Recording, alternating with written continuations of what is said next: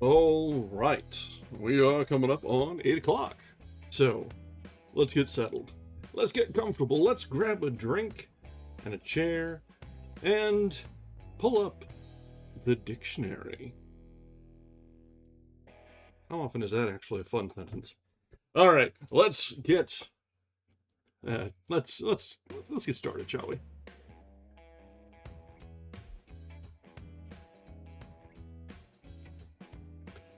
Welcome back. This is... I don't really know that we're keeping track of the number of these. They're just sort of our interlude readings. But we are back with Ambrose Bierce's collection of satirical entries, very aptly called The Devil's Dictionary. This was, honestly, one of my favorite random discoveries that we've made browsing through Gutenberg. It's a very fun... Yeah, we can just indicate by what letter. By which case, we're starting tonight with the letter I. So, let's sort of reflect for a moment. Not on this, but the fact that, okay, we should be aware that Hemingway and others that were writing around his time period were not the most chipper of authors.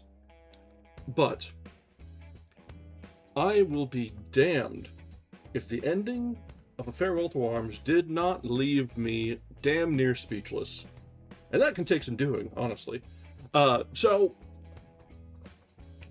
not only do we need to have our nice little interludes like these, partly because I'm too lazy to find a new book immediately thereafter, but also it's a good chance to segue and refocus and put things into perspective with a little bit of a reverence and reminder, well, another reminder, that some things never really change. And there will always be someone thumbing their nose at authority, as there should be. Because, let's be real, 9 times out of 10, authority can can go push sand. So, let's go ahead and shift back into the lighter side of things, with a little bit of cynical satire that I realize I'm talking in circles there. And it's an interesting point that Back to the Brighter Side is taking a very cynical worldview. But you know what? That was Carlin. He was a master. So, why not borrow a page from his book and thumb our nose at those who are far, far too powerful and just have some fun. So let's shift over to our reading nook and we'll bring back The Devil's Dictionary. We are starting tonight from the letter I.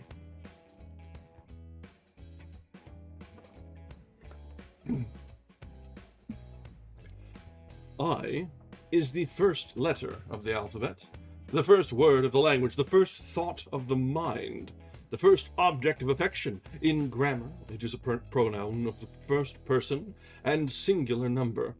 Its plural is said to be we, but how there can be more than one myself is doubtless clearer to the grammarians than it is to the author of this incomparable dictionary.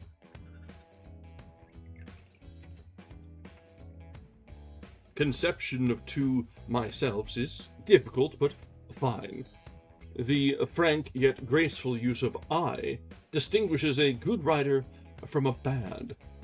The latter carries it with the manner of a thief trying to cloak his loot. Ichor, noun. A fluid that serves the gods and goddesses in place of blood. Fair Venus, smeared by Diomed, speared by Diomed, restrained the raging chief and said, "Behold, rash mortal, whom you've bled, your soul stained white with ichor shed." Oh my.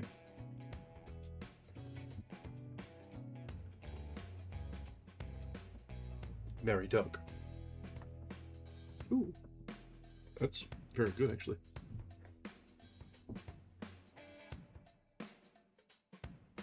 So at my local liquor store, I was surprised to find they carry Nigori, which is actually very difficult to find around here, and is very, very refreshing every once in a while. It's a nice, sweeter sake, unfiltered, so the nice cloudy white going on.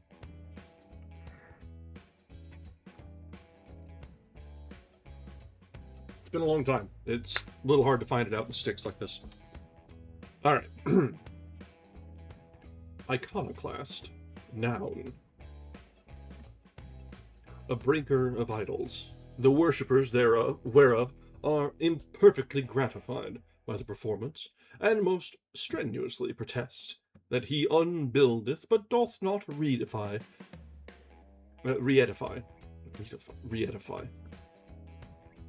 Something tells me there should be a hyphen there, but meh.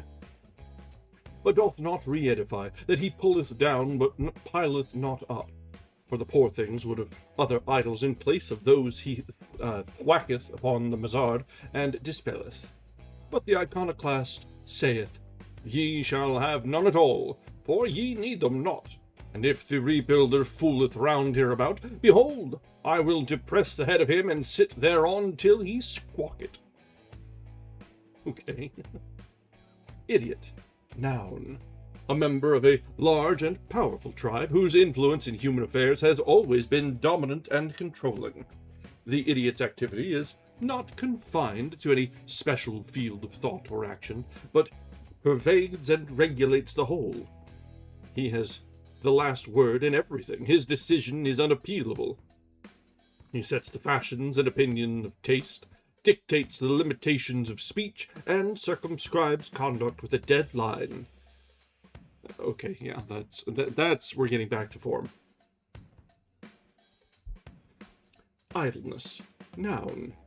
A model farm where the devil experiments with seeds of new sins and promotes the growth of staple vices. Ignoramus. Noun. A person unacquainted with certain kinds of knowledge familiar to yourself, and having certain other kinds you know nothing about. Dumble was an ignoramus. Mumble was for learning famous. Mumble said one day to Dumble, Ignorance should be more humble. Not a spark have you of knowledge that was got in any college. Dumble said to Mumble, Truly, you're self-satisfied unduly. Of things in college I'm denied, and knowledge you of all beside. Borelli. Illuminati. Noun. A sect of Spanish heretics of the latter part of the 16th century, so called because they were lightweights. Conctationes Illuminati. That's an interesting take on that. I wasn't sure where he was going to go with Illuminati there, but all right. Illustrious. Adjective. Suitably placed for the shafts of malice, envy, and detraction. Imagination. Noun. A warehouse of facts with poet and liar in joint ownership. Imbecility. Noun. A kind of divine inspiration, or sacred fire affecting censorious critics of this dictionary. Okay. Immigrant. Noun. An unenlightened person who thinks one country better than another. That's a safer take than I would have expected from, really, most anyone.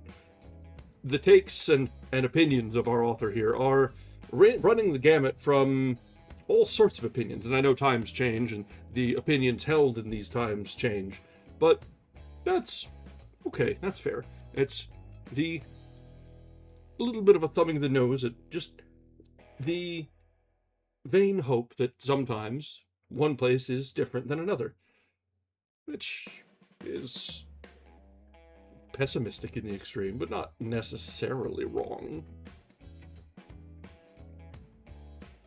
Alright. Immodest. Adjective.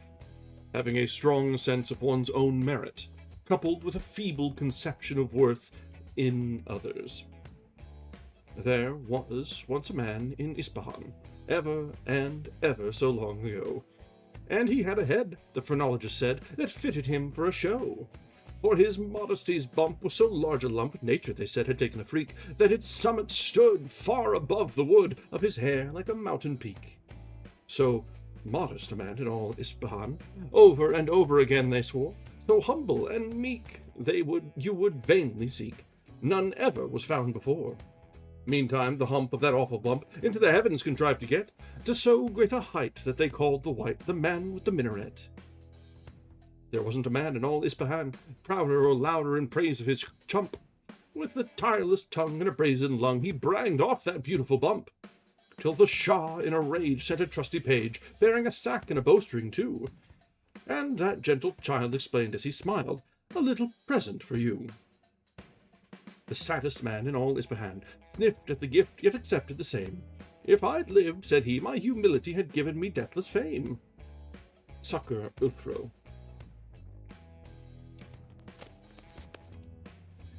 Immoral. Adjective. Inexpedient. Whatever in the long run, and with regard to the greater number of instances men find to be generally inexpedient, comes to be considered wrong, wicked, immoral. If man's notions of right and wrong have any other basis than this of expediency, if they originated, or could have originated, in any other way, if actions have in themselves a moral character apart from, and no wise dependent on, their consequences, then all philosophy is a lie, and reason a disorder of the mind. Immortality. Noun. A toy which people cry for, and on their knees apply for, dispute, contend, and lie for, and, if allowed, would be right proud eternally to die for.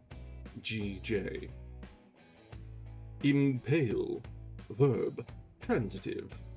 In popular usage, to pierce with any weapon which remains fixed in the wound. This, however, is inaccurate. To impale is properly to put to death by thrusting an upright sharp stake into the body, the victim being left in a sitting position. This was a common mode of punishment among many of the nations of antiquity, and is still in high favor in China and other parts of Asia. Down to the beginning of the 15th century, it was widely employed in churching heretics and schismatics. Woolcraft calls it the stole of repentage, and among the common people it was jocularly known as riding the one-legged horse. Ludwig Salzmann informs us that in Tibet, impalement is considered the most appropriate punishment for crimes against religion, and although in China it is sometimes awarded for secular offenses, it is most frequently adjudged in cases of sacrilege. To the person in actual experience of impalement, it must be a matter of minor importance by what kind of civil or religious dissent he was made acquainted with his discomforts. But doubtless he would feel a certain satisfaction if able to contemplate himself in the character of a weathercock on the spire of the true church.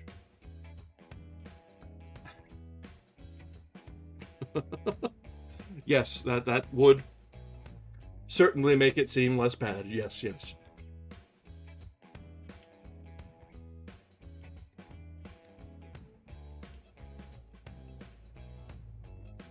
Impartial. Adjective. Unable to perceive any promise of personal advantage from espousing either side of a controversy or adopting either of two conflicting opinions. Ah, fence-sitters. Impenitence. Noun. A state of mind intermediate in point of time between sin and punishment. Impiety. Noun. Your irreverence toward my deity. Imposition. Noun. The act of blessing or consecrating by the laying on of hands, a ceremony common to many ecclesiastical systems, but performed with the frankest sincerity by the sect known as thieves. Lo, by the laying on of hands, say parson, priest, or dervise, we consecrate your cash and lands to ecclesiastical service. No doubt you'll swear till all is blue at such an imposition. Do. Horiodoncus. Impostor. Noun. A rival aspirant to public honors. This one is particularly fun because Ambrose, this one is really tongue-in-cheek. Ambrose was not really covered by copyright protections. And so there were very, very many copycats that were out writing their own sorts of satire in his style when it was in the newspapers. So when it came around to publish it in the book like this and to set it down in proper form and paper, this was likely an addition, or it came in there in the regular, as he was particularly annoyed at the copycats. Improbability. Noun. His tale he told with a solemn face and a tender melancholy grace. Improbable 'twas, no doubt, when you came to think it out. But the fascinated crowd their deep surprise avowed, and all with a single voice averred 'twas the most amazing thing they'd heard.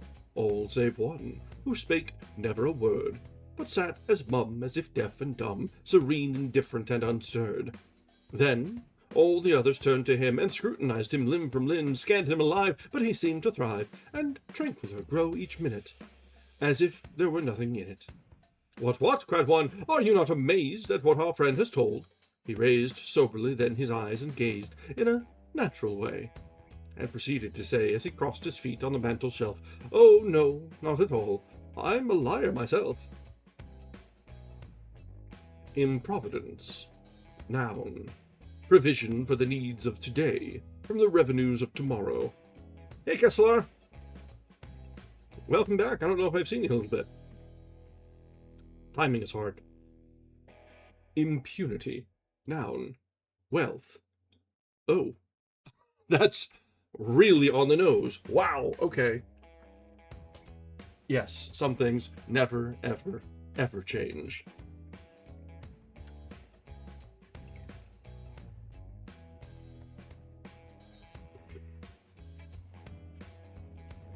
Yeah, doing good. I had to cancel last Sunday, but that was just because I've been working in a garage all day. So, the health is holding up. We're doing well ourselves. Okay. Inadmissible. Adjective. Not competent to be considered. Said of certain kinds of testimony which juries are supposed to be unfit to be entrusted with, and which judges therefore rule out, even of proceedings before themselves alone. Hearsay evidence is inadmissible before the person quoted was unsworn, and is not before the court for examination. Yet most momentous actions, military, political, commercial, and of every kind, are daily undertaken on hearsay evidence. There is no religion in the world that has any other basis than hearsay evidence. Revelation is hearsay evidence. That the scriptures are the word of God, we have only the testimony of men long dead, whose identity is not clearly established, and who are not known to have been sworn in any sense. Under the rules of evidence as they now exist in this country, no single assertion in the Bible has in its support any evidence admissible in a court of law. It cannot be proved that the Battle of Blenheim ever was fought, that there was such a person as Julius Caesar, such an empire as Assyria. Oh, wow, he is really going off on this one. But as records of courts of justice are admissible, it can easily be proved that powerful and malevolent magicians once existed, and were a scourge to mankind. The evidence, including confession, upon which certain women were convicted of witchcraft and executed was without a flaw. It is still unimpeachable.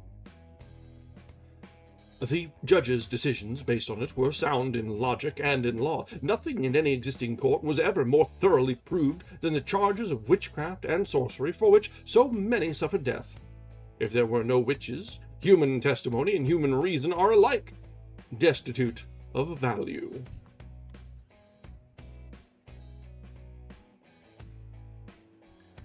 Inauspiciously.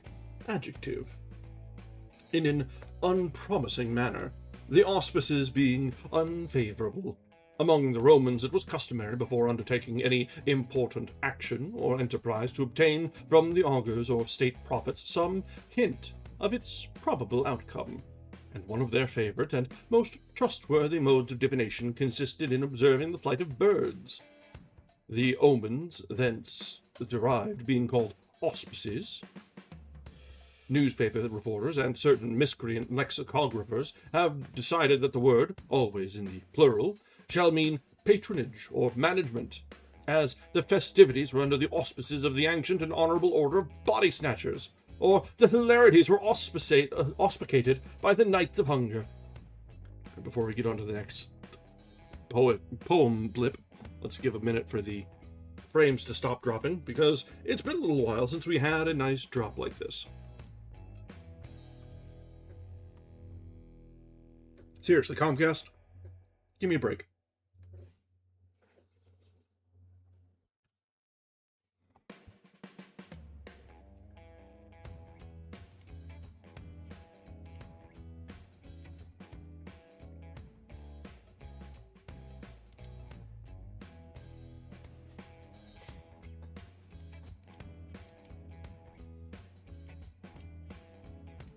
This is a pretty bad one.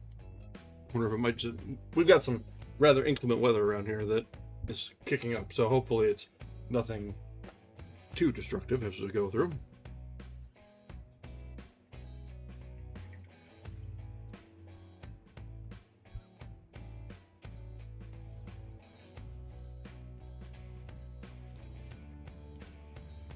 Alright, I think we might be back to normal. I see at least OBS reports green.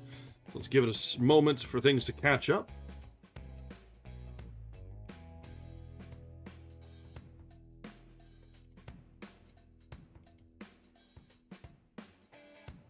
Twitch looks good. YouTube looks good. All right, let's get back into it. A Roman slave appeared one day before the augur. "Tell me, pray, if..." Here the augur, smiling, made a checking gesture and displayed his open palm, which plainly itched, for visibly its surface twitched. A denarius, the Latin nickel, successfully allayed the tickle, and then the slave proceeded. "Please inform me whether fate decrees success or failure in what I, tonight, if it be dark, shall try. Its nature, never mind, I think, 'tis writ on this..." And, with a wink which darkened half the earth, he drew another denarius to view. Its shining face attentive scanned, then slipped it into the good man's hand, who with great gravity said, "Wait, while I retire to question fate." That holy person then withdrew his sacred clay, and, passing through the temple's rearward gate, cried, "Shoo!" waving his robe of office. Straight each sacred peacock and its mate, maintained for Juno's favor, fled with clamor from the trees o'erhead, where they were perching for the night. The temple's roof received their flight, for thither they would always go, when danger threatened them below. Back to the slave the augur went. "My son, forecasting the event, by flight of birds I must confess, the auspices deny success." That slave retired, a sadder man, abandoning his secret plan, which was, as well the crafty seer had from the first divined, to clear the wall and fraudulently seize on Juno's poultry in the trees.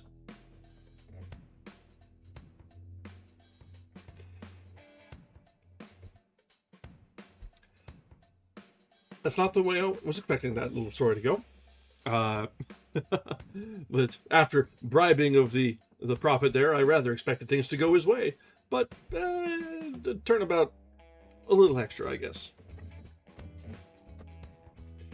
Income. Noun. The natural and rational gauge and measure of respectability. The commonly accepted standards being artificial, arbitrary, and fallacious. For, as Sir Sisyphus Chrysolater in the play has justly remarked, the true use and function of property, in whatsoever it consisteth, coins, or land, or houses, or merchant stuff, or anything which may be named as holden of right to one's own subservience, as also of honours, titles, preferments, and place, and all on favour and acquaintance of persons of quality or ableness, are but to get money. Hence, it followeth that all things are truly to be rated as of worth in measure of their serviceableness to that end, and their possessors should take rank in agreement thereto.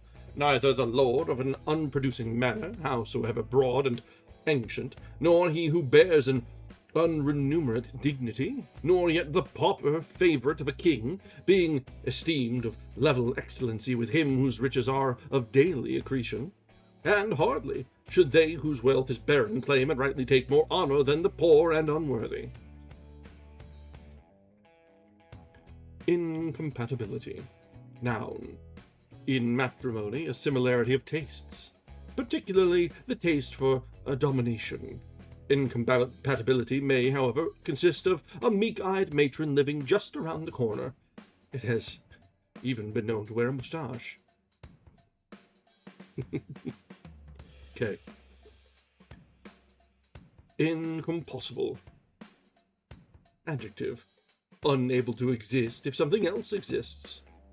Two things are incompossible when the world of being has scope enough for one of them, but not enough for both.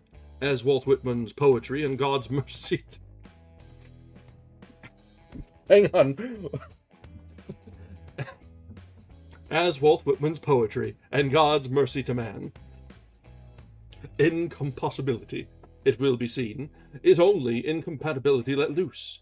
Instead of such low language as, go heal yourself, I mean to kill you on sight, the words, sir, we are incompossible, would convey an equally significant intimation, and in stately courtesy are altogether superior. This is made all the funnier by the fact that Walt Whitman was, I think, still writing when Ambrose was current. So that was a very public denunciation there.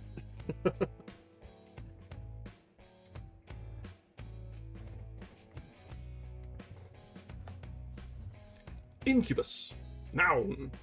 One of a race of highly improper demons who, though probably not wholly extinct, may be said to have seen their best nights. For a complete account of incubi and succubi, including incubae and succubae, see Liber Demonorum of Protasis Paris 1328, which contains much curious information that would be out of place in a dictionary intended as a textbook for the public schools.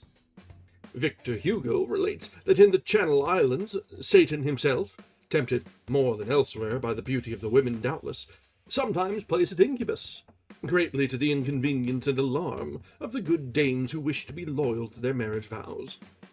Generally speaking. A certain lady applied to the parish priest to learn how they might, in the dark, distinguish the hardy intruder from their husbands. The holy man said they must feel his brow for horns, but Hugo is ungallant enough to hint a doubt of the efficacy of the test.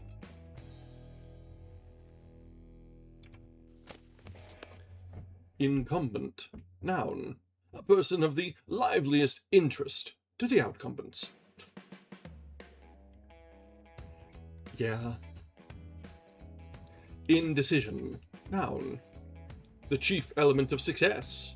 For whereas, saith Sir Thomas Brewald, there is but one way to do nothing and diverse way to do something, whereof to a surety only one is the right way. It followeth that he whom from indecision standeth still hath not so many chances of going astray as he who pusheth forwards. A most clear and satisfactory exposition on the matter.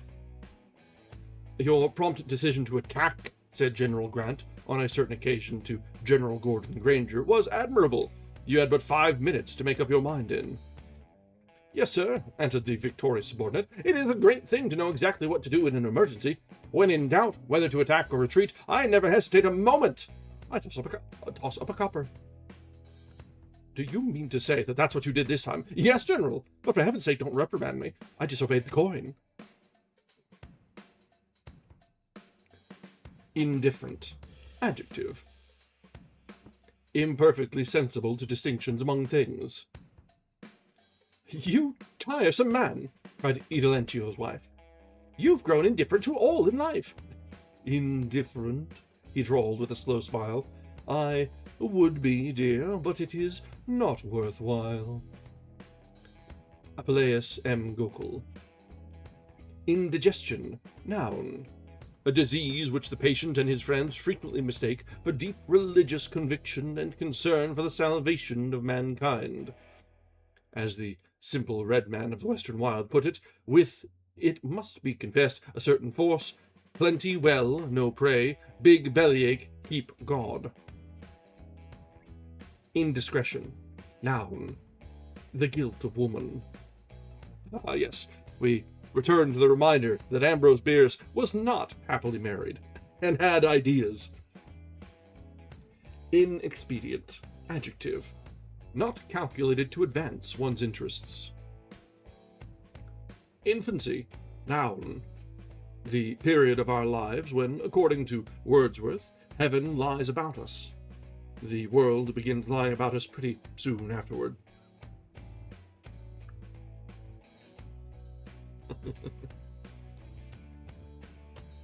Inferie.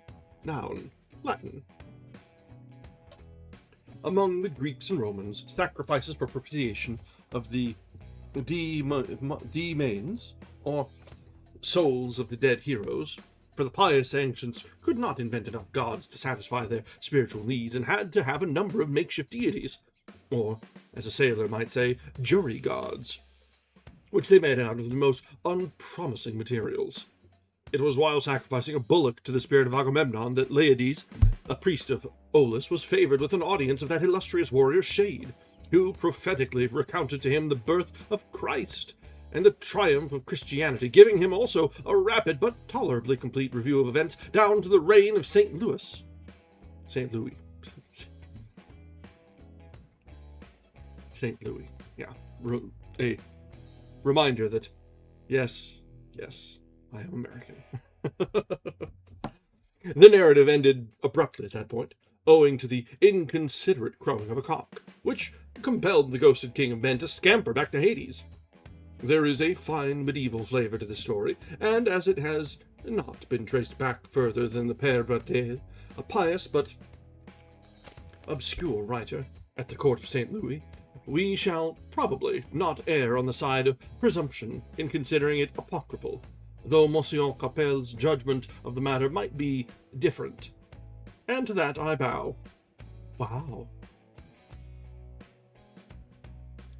Infidel. Noun. In New York, one who does not believe in the Christian religion. In Constantinople, one who does. See Joe.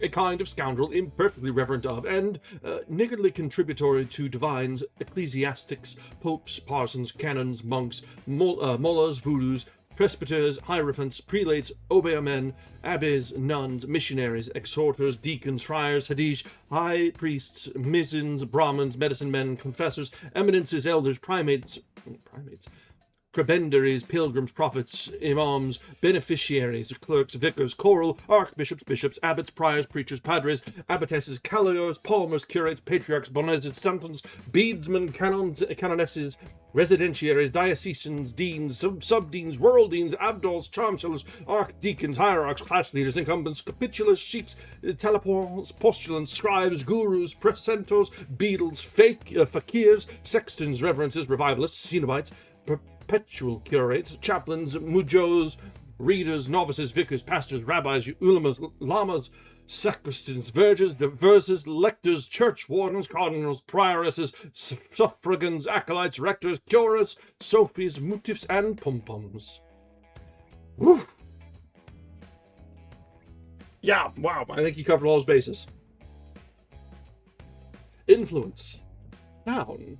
In politics, a visionary quo, given in exchange for a substantial quid. Oh, I like that.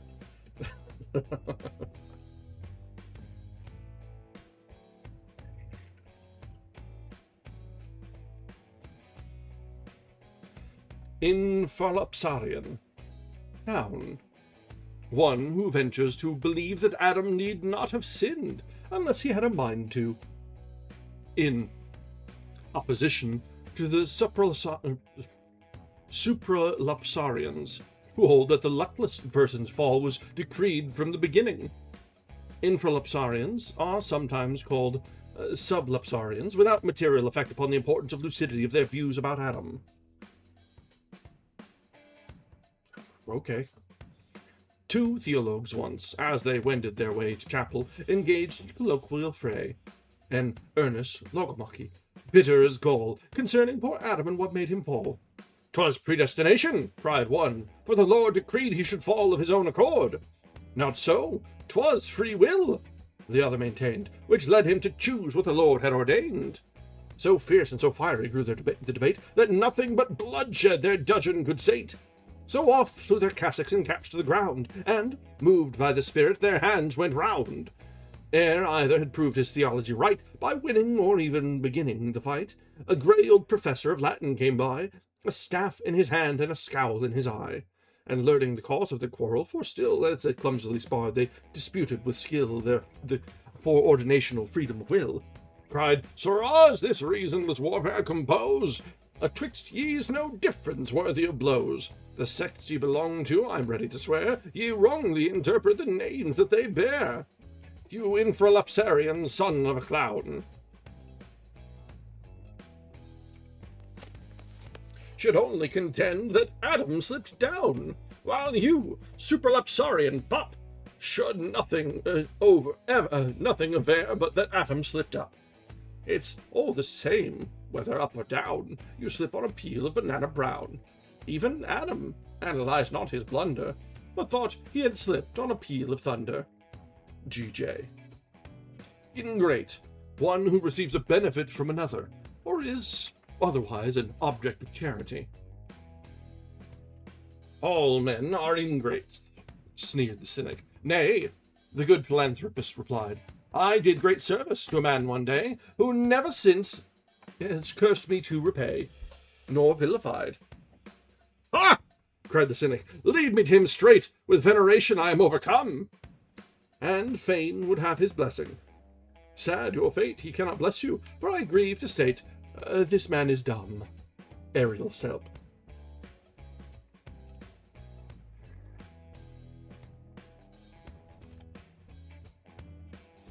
Injury. Noun. An offence, next in degree of enormity to a slight. Injustice. A burden, which, of all those that we load upon others and carry ourselves, is lightest in the hands and heaviest upon the back. Ink. Noun. A villainous compound of tannogallate of iron, gum arabic, and water, chiefly used to facilitate the infection of idiocy and promote intellectual crime. The properties of ink are peculiar and contradictory. It may be used to make reputations and unmake them, to blacken them and to make them white, but it is most generally and acceptably employed as a mortar, to bind together the stones of an edifice of fame, and as a whitewash, to conceal afterward the rascal quality of the material. There are men called journalists who have established ink baths which some persons pay money to get into, others to get out of. Not infrequently, it occurs that a person who is paid to get in pays twice as much to get out.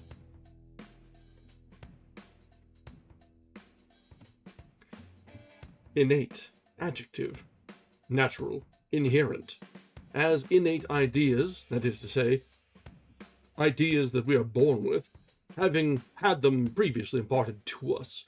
The doctrine of innate ideas is one of the most admirable faiths of philosophy, being itself an innate one, an innate idea, and therefore inaccessible to disproof, though Locke foolishly supposed himself to have given it a black eye.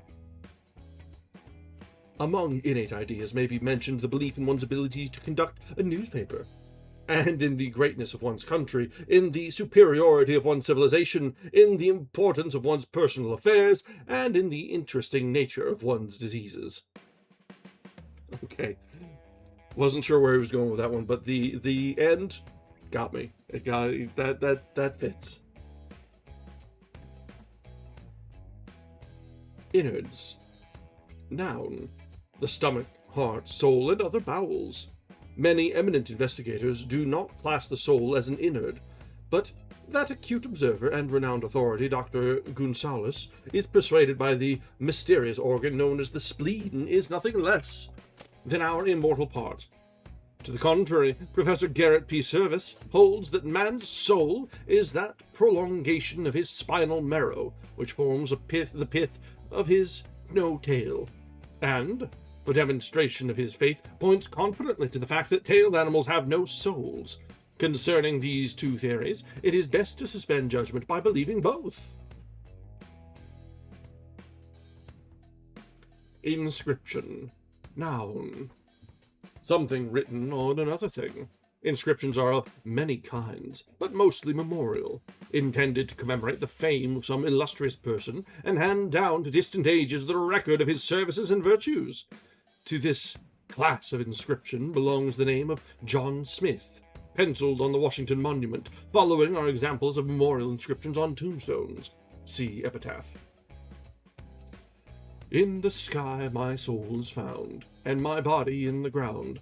By and by my body will rise to my spirit in the skies, soaring up to heaven's gate. 1878. Sacred to the memory of Jeremiah Tree, cut down May 9th, 1862, aged 27 years, 4 months and 12 days, indigenous. Affliction sore long time she bore, physicians was in vain, till death released with the dear deceased, and left her a remain, gone to join Ananias in the regions of bliss. The clay that rests beneath this stone, as Silas Wood, was widely known. Now, lying here, I ask what good it was to let me be S. Wood. O man, let not ambition trouble you, is the advice of Silas W.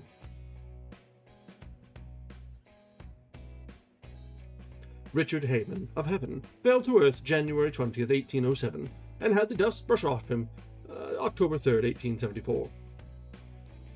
Insectivora. Noun. See, cries the chorus of admiring preachers, how Providence provides for all his creatures. His care, the gnat said, even the insects follows. For us he has provided wrens and swallows. Sempen Riley. Insurance. Noun. An ingenious modern game of chance, in which the player is permitted to enjoy the comfortable conviction that he is beating the man who keeps the table. I think we've all been disillusioned of that fact. Insurance agent. My dear sir, that is a fine house. Pray let me insure it. House owner. With pleasure. Please make the annual premium so low that by the time when, according to the tables of your actuary, it will probably be destroyed by fire, I will have paid you considerably less than the face of the policy. Oh dear, no. We could not afford to do that. We must fix the premium so that you will have paid more. How, then, can I afford that? Why, your house may burn down at any time. There was Smith's house, for example, which, spare me, there was Brown's house, on the contrary, and Jones's house and Robinson's house, which, spare me. Let us understand each other. You want me to pay you money, on the supposition that something will occur previously to the time set by yourself for its occurrence. In other words, you expect me to bet that my house will not last so long as you say that it will probably last. Oh, thanks for resubbing, Kessler. Oh, with tier 3. Good gracious, man. Thank you. Kind of getting pressure on it. I'm going to need to come up with something to do with these subs.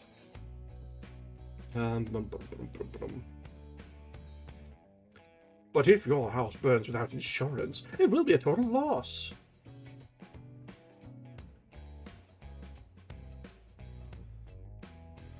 Beg your pardon. By your own actuary's table, I shall probably have saved, when it burns, all the premiums I would otherwise have paid you to amounting to more than the face of the policy would have brought.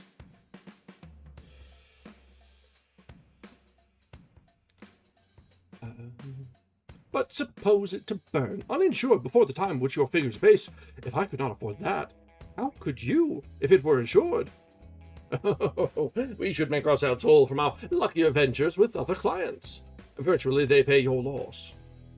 And virtually, then, don't I help to pay their losses? Are not their houses as likely as mine to burn before they've paid you as much as you must pay them? The case stands this way. You expect us to take more money from your clients than you pay to them, do you not? Certainly. If we did not, I would not trust you with my money. Very well, then. If it is certain, with reference to the whole body of your clients, that they lose money on you, it is probable, with reference to any one of them, that he will. It is these individual probabilities that make the aggregate certainty.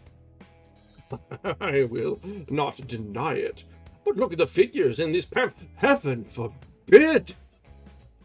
You spake of saving premiums which you would otherwise pay to me. Will you not be more likely to squander them?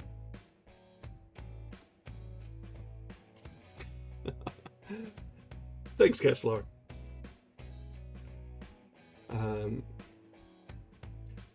Would you not be more likely to squander them? We offer you an incentive to thrift. The willingness of A to take care of B's money is not peculiar to insurance, but as a charitable institution you command esteem. Deign to accept its expression from a deserving object. Yeah, that whole back and forth was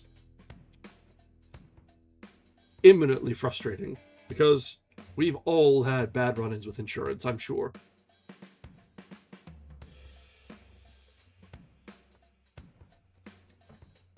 Insurrection. Noun. An unsuccessful revolution. Disaffection's failure to substitute misrule for bad government. Intention. Noun. The mind's sense of the prevalence of one set of influences over another set, an effect whose cause is the imminence, immediate or remote, of the performance of an involuntary act. Oh. Hang on, let's take a quick moment. We're dropping some frames again. Gives me a chance to pour out a fresh one.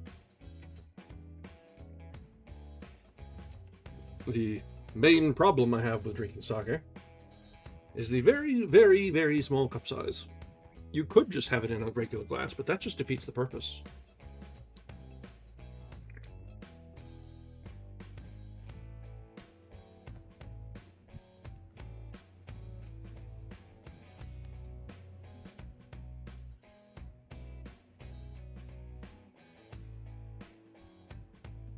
Come on, Internet. Be nice, please. Be nice. Be kind. I know we had a good run, but this is not fair. It's not fun. All right. I think a little complaining was all it took. Please. Am I gonna teach the cats how to pour for me? They don't have thumbs.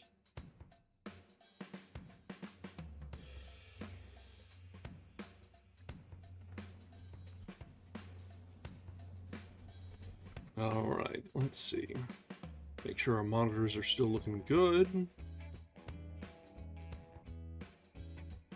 Yep, put up on Twitch, and YouTube looks good. Alright, let's continue. Interpreter, noun.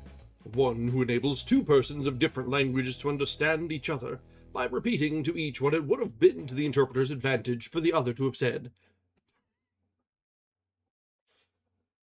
Rather little trust there, but alright. Interregnum. I've come to the point where I'm too old to care about the right and proper way. I will happily accept my denunciations and give up my weeb card if it must be done. But I will drink my sake nonetheless.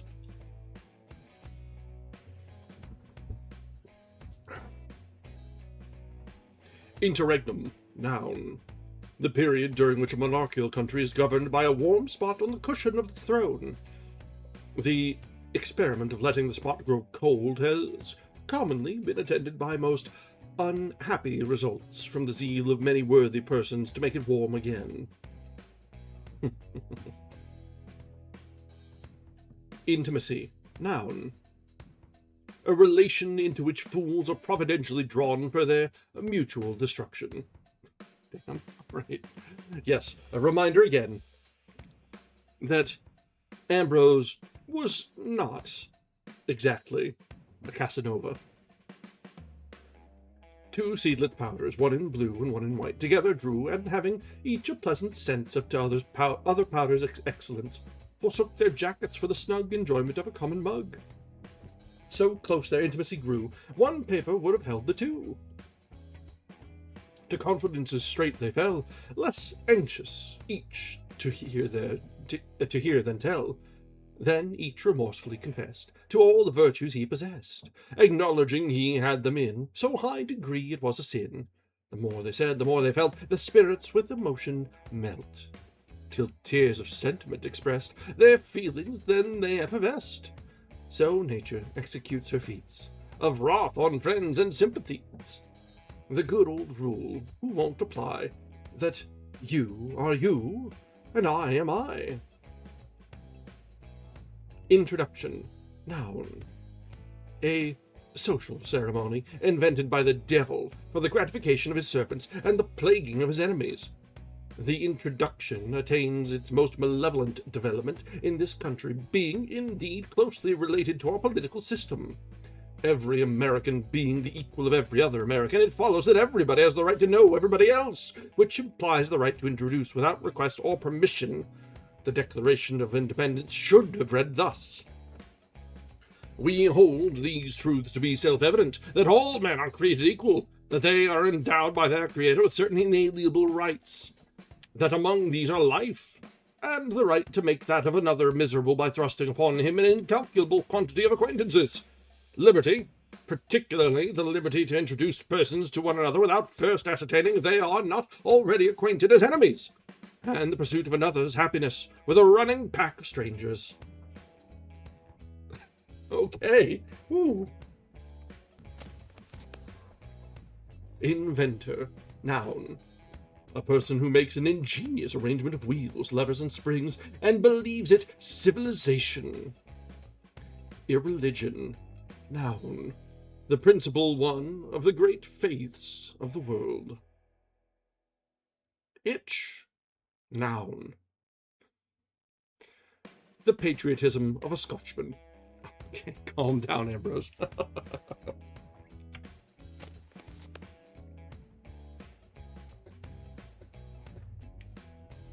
All right, that brings us to the end of the letter I.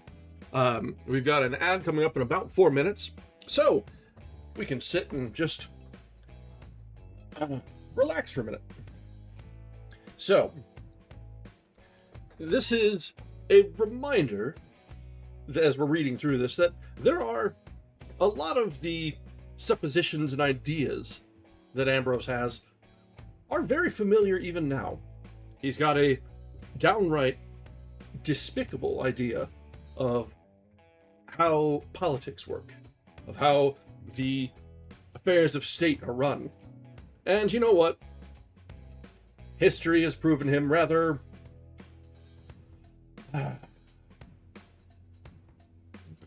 accurate. And so it's one of those, when we come up to the insurrection bit, like, oh yes, that sounds familiar. Although it was, despite this most recent one being unsuccessful, it rather had lasting repercussions. So, yeah. But we'll see. By bringing to light the dastards and diseases of society through the years, maybe someday we'll learn something from some of them. More likely than not, we'll just keep having moments like these where we sit back and reflect and remember that times never really change, lessons are never learned, and history repeats. All right, let's go ahead and... yeah, exactly. The more they change, the more they stay the same. The details might differ. The props and things on the sides, well, yeah. Okay, why are we getting a doubled up ad break coming up? Twitch, are you high? Are you okay? I see 2 notices that we have upcoming ad breaks. One in 2 minutes and one in 1 minute and 30 seconds. Twitch, calm down now. Calm down. Yeah, yeah. We can hope that we're due for a good turn. Um, because yes, history has both good things and bad things, and we've had a string of bad. So hopefully, the pendulum will swing the other way, without too much restraining pull to the right. I'd much rather things stabilize. Hopefully. All right, so let's go ahead and take a short break now. Our ads are about to kick off, so we'll be back in just a little while. Take the chance to stretch your legs, top up your drinks, and we'll be back in just a little while. Thanks.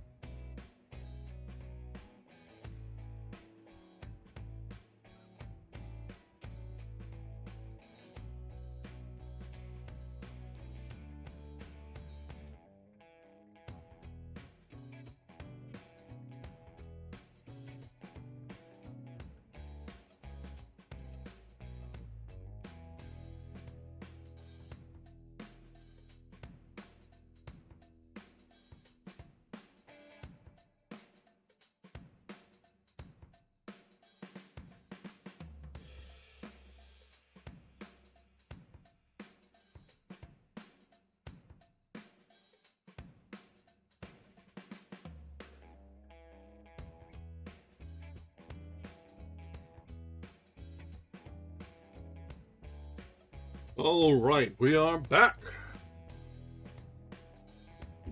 And just in time to pick up from where we left off with the letter J.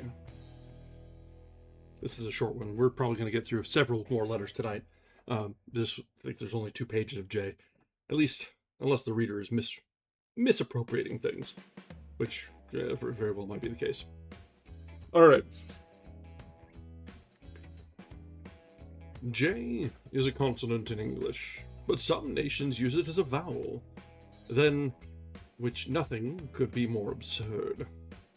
Its original form, which has been but slightly modified, was that of the tale of a subdued dog, and it was not a letter but a character, standing for a Latin verb, jacere, to throw. Because when a stone is thrown at a dog, the dog's tail assumes that shape. Damn, dude. This is the origin of the letter, as expounded by the renowned Dr. Jacopus Boomer of the University of Belgrade, who established his conclusions on the subject in a work of 3 quarto volumes and committed suicide on being reminded that the J in the Roman alphabet had originally no curl. Okay, there we go. Jealous. Adjective. Unduly concerned about the preservation of that which can be lost only, if not worth keeping. Jester. Noun. An officer formerly attached to a king's household, whose business it was to amuse the court by ludicrous actions and utterances, the absurdity being attested by his motley costume. The king himself being attired with dignity, it took the world some centuries to discover that his own conduct and decrees were sufficiently ridiculous for the amusement not only of his court, but of all mankind. The jester was commonly called a fool, but the poets and romancers have ever delighted to represent him as a singularly wise and witty person. In the circus of today, the melancholy ghost of the court fool affects the dejection of humbler audiences with the same jests wherewith in life he gloomed the marble hall, panged the patrician sense of humour, and tapped the tank of royal tears. The widow queen of Portugal had an audacious gesture, who entered the confessional disguised and there confessed her. "Father," she said, "thine ear bend down. My sins are more than scarlet. I love my fool blaspheming clown, and common base-born varlet." "Daughter," the mimic priest replied, "that sin indeed is awful. The church's pardon is denied. To love that is unlawful. But since thy stubborn heart will be for him forever pleading, thou'dst better make him by degree a man of birth and breeding." She made the fool a duke, in hope, with heaven's taboo to alter.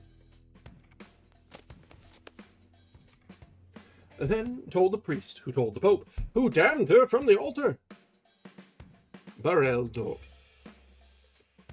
Jew's harp. Noun.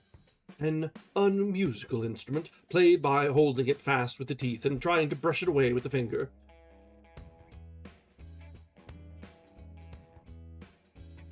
I do think that this is one that I have no idea what it is. Joss sticks. Noun. Small sticks burned by the Chinese in their pagan tomfoolery in imitation of certain sacred rites of our holy religion. Okay. Ambrose, calm down. Justice. Noun. A commodity which is more or less adulterated condition the state sells to the citizens as a reward for his allegiance, taxes, and personal service.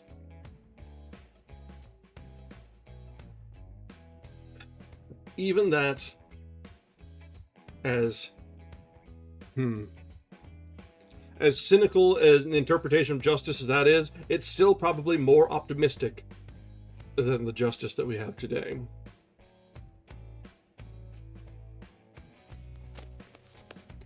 K. K is a consonant that we get from the Greeks, but it can be traced away back from beyond them to the Sarathians. Ah, okay, that makes sense. A small commercial nation inhabiting the peninsula of Smero. In their tongue, it was called Klatch, which means destroyed. The form of the letter was originally precisely that of our H, but the erudite Dr. Snedeker explains that it was altered to its present shape to commemorate the destruction of the great temple of Jarut by an earthquake circa 730 BC. This building was famous for the 2 lofty columns of its portico, one of which was broken in half by the catastrophe, the other remaining intact. As the earlier form of the letter is supposed to have been suggested by these pillars, So it is thought by the great antiquary. It later was adopted as a simple and natural, not to say touching, means of keeping the calamity ever in the national memory. It is not known if the name of the letter was altered as an additional mnemonic, or if the name was always Clatch, and the destruction of one's is one of nature's puns. As each theory seems probable enough, I see no objection to believing both, and Dr. Snedeker arrayed himself on that side of the question. Keep. Verb. Transitive. He willed away his whole estate, and Yes, hello. Yes. What do you want, Simba? Yeah.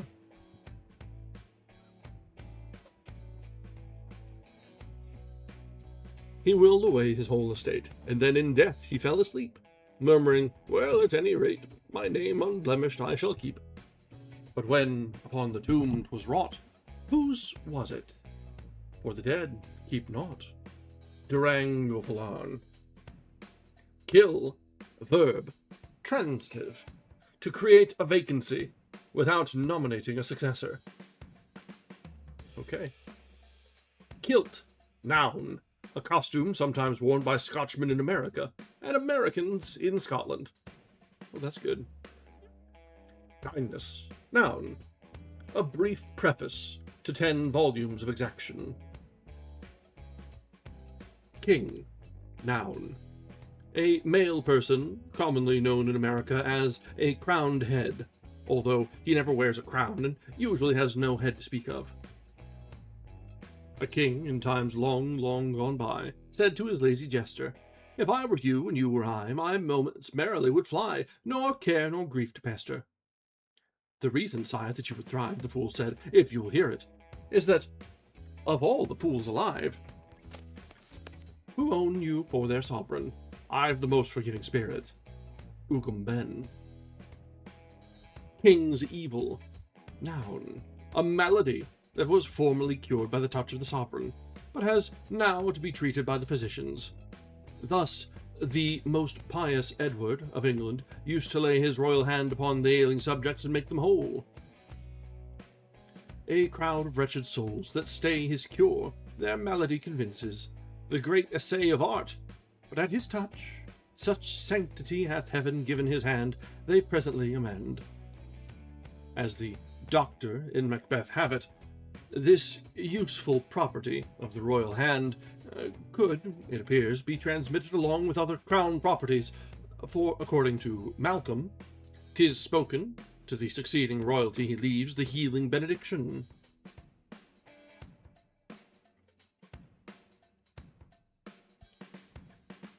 But the gift somewhere dropped out of the line of succession.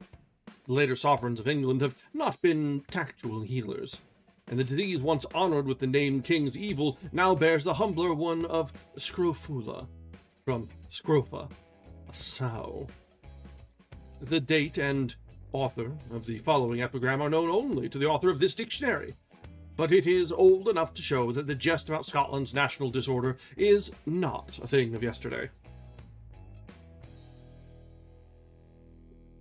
Oh, Jesus Christ, this is in Scotch.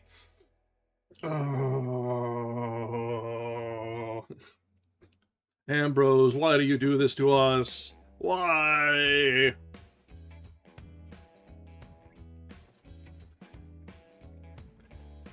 Ye kin his evil in me lay, were he of Scotland charmed away. He laid his hand on mine and said, "Begone, ye ill no longer stayed. But oh, ye woeful plight is we. I'm now ye plight. I have ye each." The superstition that maladies can be cured by royal faction is dead. But like many a departed conviction, it has left a monument of custom to keep its memory green. The practice of forming a line and shaking the president's hand had no other origin, and when that great dignitary bestows his healing salutation on strangely visited people, all swollen and ulcerous, piteous to the eye, the mere despair of surgery. He and his patients are handing along an extinguished torch, which once was kindled at the altar fire of the faith long held by all classes of men. It is a beautiful and edifying survival, one which brings the sainted past close home in our business and bosoms.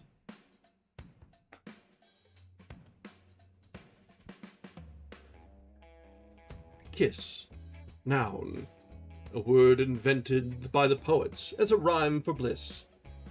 It is supposed to signify, in a general way, some kind of rite or ceremony appertaining to a good understanding, but the manner of its performance is unknown to this lexicographer. Damn, dude. I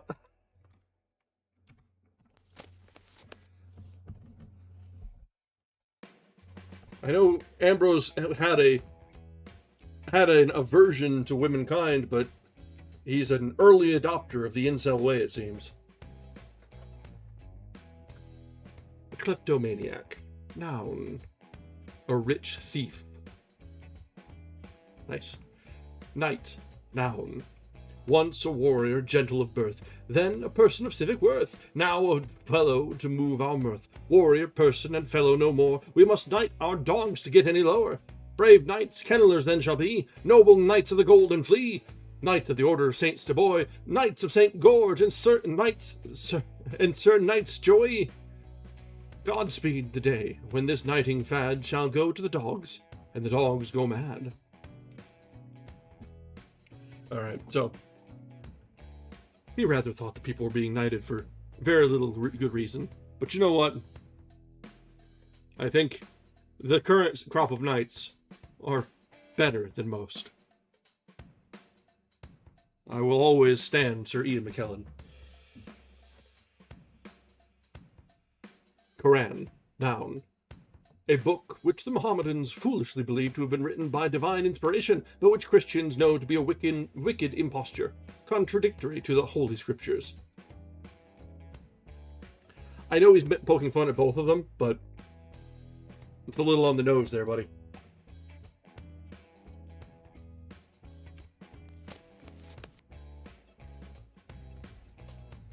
Alright. We continue now with the letter L.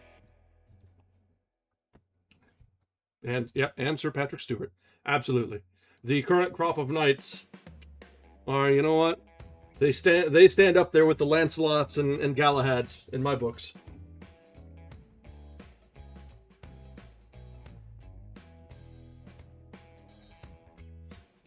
Alright. The letter L. Labor. Noun. One of the processes by which A acquires property for B. Oh, damn. Okay. We're going there, aren't we? Land. Noun. A part of the Earth's surface, considered as property. The theory that land is property subject to private ownership and control is the foundation of modern society, and is eminently worthy of the superstructure. Carried to its logical conclusion, it means that some have the right to prevent others from living. For the right to own implies the right exclusively to occupy, and in fact laws of trespass are enacted wherever property in land is recognized. It follows that if the whole area of terra firma is owned by A, B, and C, there will be no place for D, E, F, and G to be born, or born as trespassers to exist. A life on the ocean wave, a home on the rolling deep. For the spark that nature gave, I have there the right to keep. They give me the cat o' nine whenever I go ashore, then, ha! For the flashing brine, I'm a natural commodore. Dodal. Language. Noun. The music with which we charm the serpents guarding another's treasure. Laocoon. Noun. A famous piece of antique scripture representing a priest of that name and his two sons in the folds of two enormous serpents. The skill and diligence with which the old man and lad support the serpents and keep them up to their work have been justly regarded as one of the noblest artistic illustrations of the mastery of human intelligence over brute inertia. Lap. Noun. one of the most important organs of the female system, an admirable provision of nature for the repose of infancy, but chiefly useful in rural festivities to support plates of cold chicken and heads of adult males. The male of our species has a rudimentary lap, imperfectly developed and in no way contributing to the animal's substantial welfare. Okay. Last, noun. A shoemaker's implement, named by a frowning providence as opportunity to the maker of puns. Ah, punster, would my lot were cast where the cobbler is unknown, so that I might forget his last and hear your own.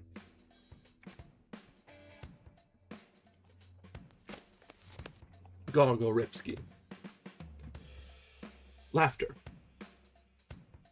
Noun. An interior convulsion, producing a distortion of the features and accompanied by inarticulate noises. It is infectious and, though intermittent, incurable. Liability to attacks of laughter is one of the characteristics distinguishing man from the animals, these being not only inaccessible to the provocation of his example, but impregnable to the microbes having original jurisdiction in bestowal of the disease. Whether laughter could be imparted to animals by inoculation from the human patient is a question that has not been answered by experimentation. Dr. Meyer-Witchell holds that the infectious character of laughter is due to the instantaneous fermentation of sputa, diffused and of spray. From this peculiarity, he names the disorder convulsio spargens. Laureate. Adjective. Crowned with leaves of the laurel. In England, the poet laureate is an officer of the sovereign's court, acting as dancing skeleton at every royal feast and singing mute at every royal funeral. Of all incumbents of that high office, Robert Southey had the most notable knack at drugging the Samson of public joy and cutting his hair to the quick. And he had an artistic color sense which enabled him to blacken a public grief as to give it the aspect of a national crime. Laurel. Noun. The laurus. A vegetable dedicated to Apollo and formerly defoliated to wreathe the brows of victors and such poets as had influence at court. Vide supra. Law. Noun.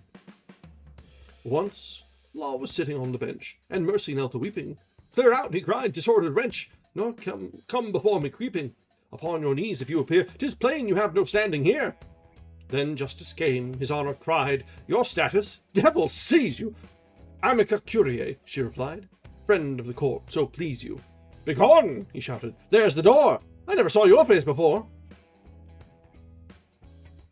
No place for mercy. GJ. Lawful. Adjective. Compatible with the will of a judge having jurisdiction. Lawyer. Noun. One skilled in circumvention of the law. Okay, yep. Some things don't change. Lead. Noun. A heavy blue-gray metal, much used in giving stability to light lovers, particularly to those who love not wisely, but other men's wives. Lead is also of great service as a counterpoise to an argument of such weight that it turns the scale of debate the wrong way. An interesting fact in the chemistry of international controversy is that at the point of contact of two patriotisms, lead is precipitated in great quantities. Yeah, I guess.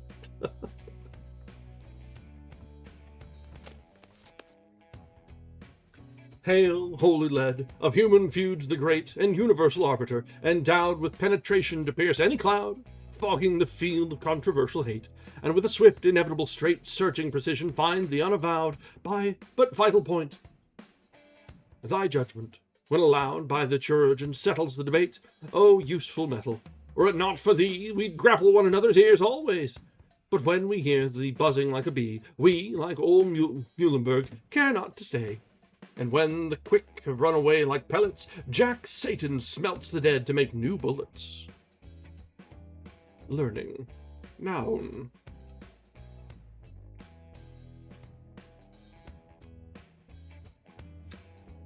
I am lucky to have been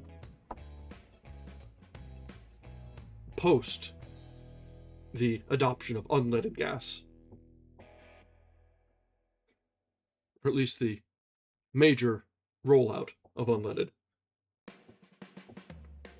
I did grow up hearing the don't eat the paint chips, though. That was fun. Leaded paints.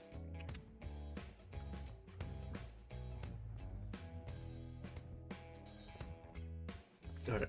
Learning. Noun. The kind of ignorance distinguishing the studious. Fair. Lecturer. Noun. With one hand in your pocket, his tongue in your ear, and his faith in your patience. Legacy. Noun. A gift from one who is legging it out of this vale of tears. Leonine. Adjective. Unlike a menagerie lion, leonine verses are those in which a word in the middle of a line rhymes the word at the end, as in this famous passage from Bella Peeler's Silkhawks. The electric light invades the dunnest deep of Hades, cries Pluto twixt his snares, O tempora, O mores!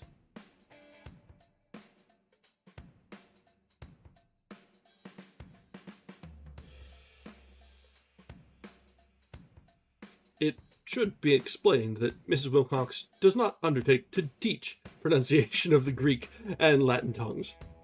Leonine verses are so called in honor of a poet named Leo, whom prosodists appear to find a pleasure in believing to have been the first to discover that a rhyming couplet could be run into a single line. Okay. You got me there. You got me. Touché, Ambrose Bierce. Lettuce. Noun. An herb of the genus Lactuca, wherewith, says that pious gastronome, Hengist Pelli, God has been pleased to reward the good and punish the wicked, for by his inner light the righteous man has discerned a manner of compounding for it, addressing to the appetency whereof a multitude of gustable condiments conspire, being reconciled and ameliorated with profusion of oil, the entire comestible making glad the heart of the godly and causing his face to shine. But the person of spiritual unworth is successfully tempted to the adversary to eat the lettuce with destitution of oil, mustard, egg, salt, and garlic, and with a rascal bath of vinegar polluted with sugar, wherewith the person of spiritual unworth suffers an intestinal pang of strange complexity, and raises the song.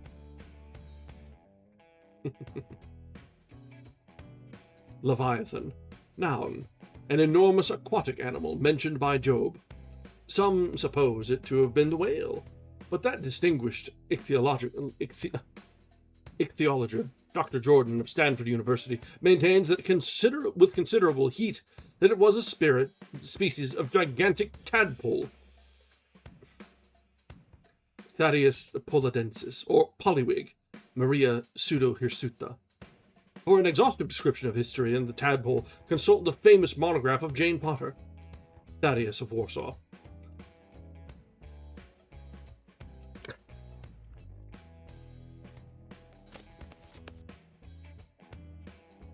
Lexicographer. Noun. A pestilent fellow who, under the pretense of recording some particular stage in the development of a language, does what he can to arrest its growth, stiffen its flexibility, and mechanize its methods. For your lexicographer, having written his dictionary, comes to be considered as one having authority, whereas his function is only to make a record, not to give a law. The natural servility of the human understanding, having invested him with a judicial power, surrenders its right of reason and submits itself to chronicle as if it were a statute. Let the dictionary, for example, mark a good word as obsolete or obsolescent, and few men thereafter venture to use it, whatever their need of it, or however desirable its restoration to favor, whereby the process of impoverishment is accelerated and speech decays. On the contrary, the bold and discerning writer who, recognizing the truth that language must grow by innovation if it grow at all, makes new words, and uses the old in an unfamiliar sense, has no following, and is tartly reminded that it isn't in the dictionary. although down to the time of the first lexicographer, heaven forgive him, no author ever had used a word that was in the dictionary. In the golden prime and high noon of English speech, when from the lips of the great Elizabethans fell words that made their own meaning and carried it in their very sound, when a Shakespeare and a Bacon were possible, and the language now rapidly perishing at one end and slowly renewed at the other was in vigorous growth and hardy preservation, sweeter than honey and stronger than a lion, the lexicographer was a person unknown. The dictionary creation which his creator had not created him to create. God said, "Let spirit perish into form," and the lexicographers arose, a swarm. Thought fled and left her clothing, which they took, and catalogued each garment in a book. Now, from her lofty, leafy covert, when she cries, "Give me my clothes and I'll return," they rise and scan the list, and say, without compassion, "Excuse us, they're mostly out of fashion." Sigismund Smith. Liar. Noun. A lawyer with a roving commission.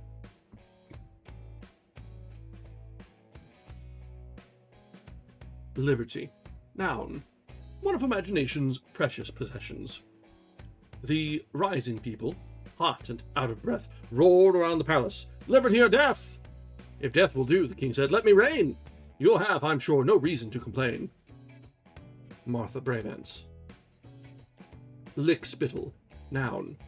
A useful functionary not infrequently found editing a newspaper. In his character of editor, he is closely allied to the blackmailer by the tie of occasional identity, for in truth the lickspittle is only the blackmailer under another aspect, although the latter is frequently found as an independent species. Lickspittling is more detestable than blackmailing, precisely as the business of a confidence man is more detestable than that of a highway robber. And the parallel maintains itself throughout. For whereas few robbers will cheat, every sneak will plunder, if he dare.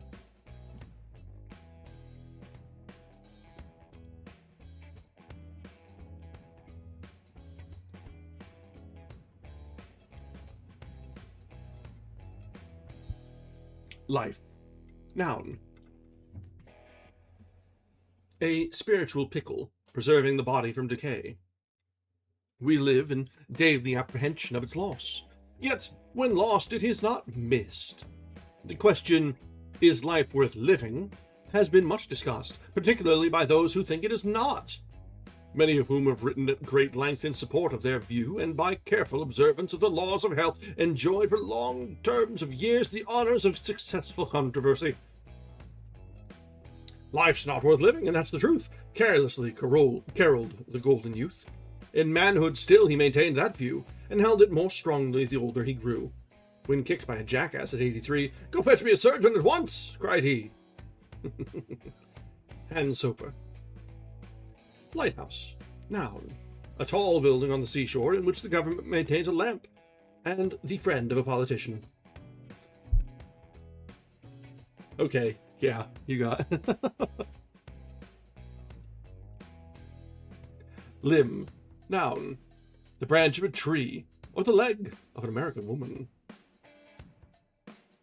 'Twas a pair of boots that the lady bought, and the salesman laced them tight.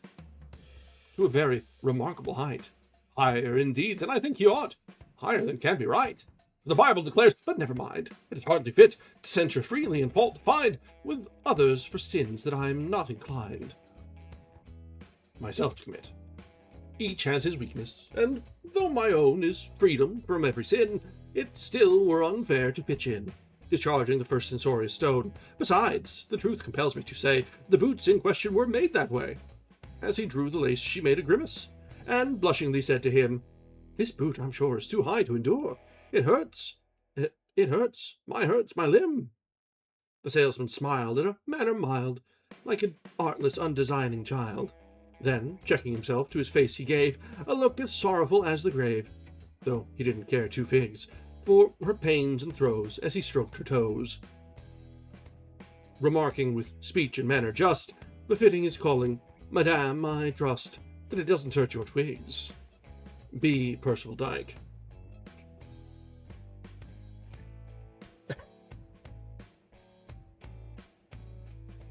Yeah. Yeah.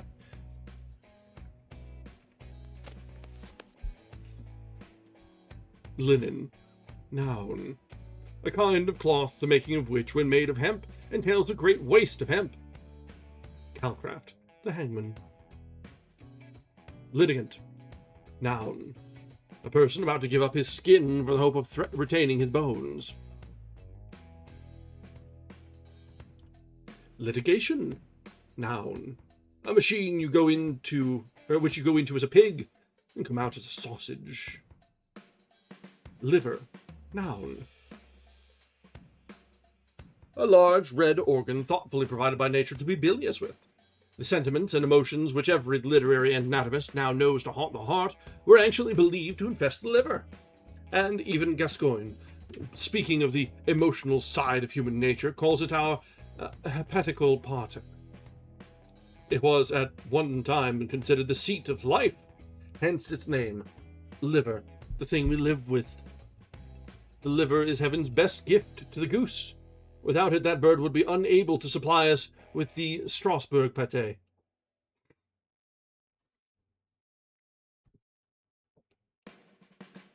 LLD. Letters indicating the degree of legumptionorum doctor, one learned in laws, gifted with legal gumption. Some suspicion is cast upon this derivation by the fact that the title was formerly LL small d, and conferred only upon gentlemen distinguished for their wealth. At the date of this writing, Columbia University has considered the expediency of making another degree for clergymen. In place of the old D.D., damn or de bolly, the new honor will be known as Sanctorum Custos, written in small c. The name of Reverend John Satan has been suggested as a suitable recipient of a lover consistency, who points out that Professor Harry Thurston Peck has long enjoyed the advantage of a degree.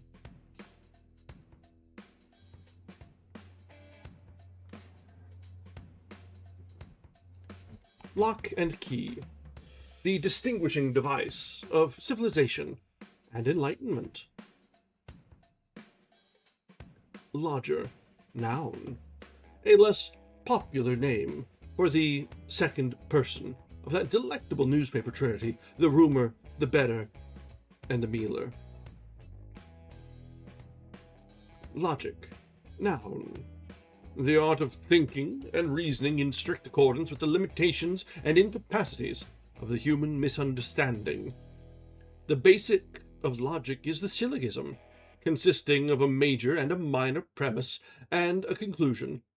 Thus, major premise, 60 men can do a piece of work 60 times as quickly as one man. Minor premise, one man can dig a post hole in 60 seconds. Therefore, conclusion, 60 men can dig a post hole in 1 second. This may be called the syllogism arithmetical, in which, by combining logic and mathematics, we obtain a double certainty and are twice blessed. Logo monkey. Noun. A war in which the weapons are words, and the wounds punctures in the swim bladder of self-esteem. A kind of contest in which the vanquished, being unconscious of defeat, the victor is denied the reward of success.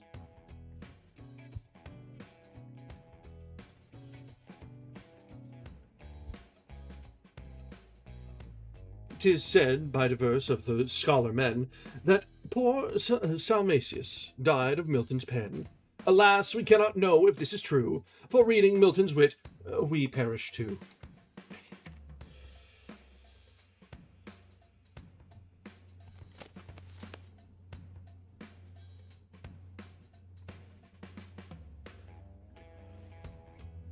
Longanimity. Noun. The disposition to endure injury with meek forbearance, while maturing a plan of revenge.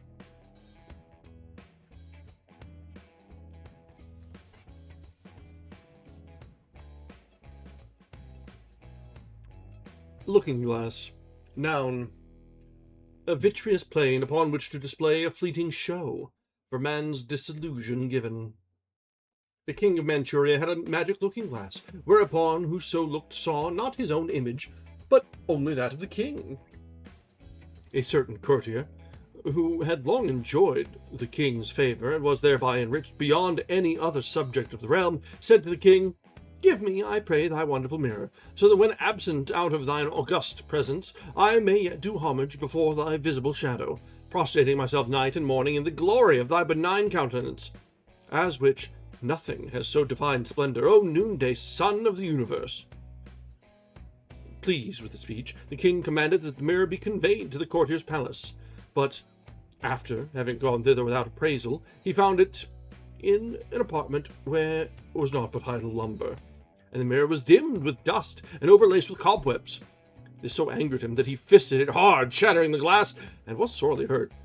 Enraged all the more by this mischance, he commanded that the ungrateful courtier be thrown into prison, but that the glass be repaired and taken back to his own palace. And this was done. But when the king looked again on the mirror, he saw not his image as before, but only the figure of a crowned ass, having a bloody bandage on one of its hinder hoofs. As the artificers and all who had looked upon it had before discerned, but feared to report. Taught wisdom and charity, the king restored his courtier to liberty, had the mirror set into the back of the throne, and reigned many years with justice and humility. And one day, when he fell asleep in death while on the throne, the whole court saw in the mirror the luminous figure of an angel, which remains to this day. Loquacity. Noun. A disorder which renders the sufferer unable to curb his tongue when you wish to talk.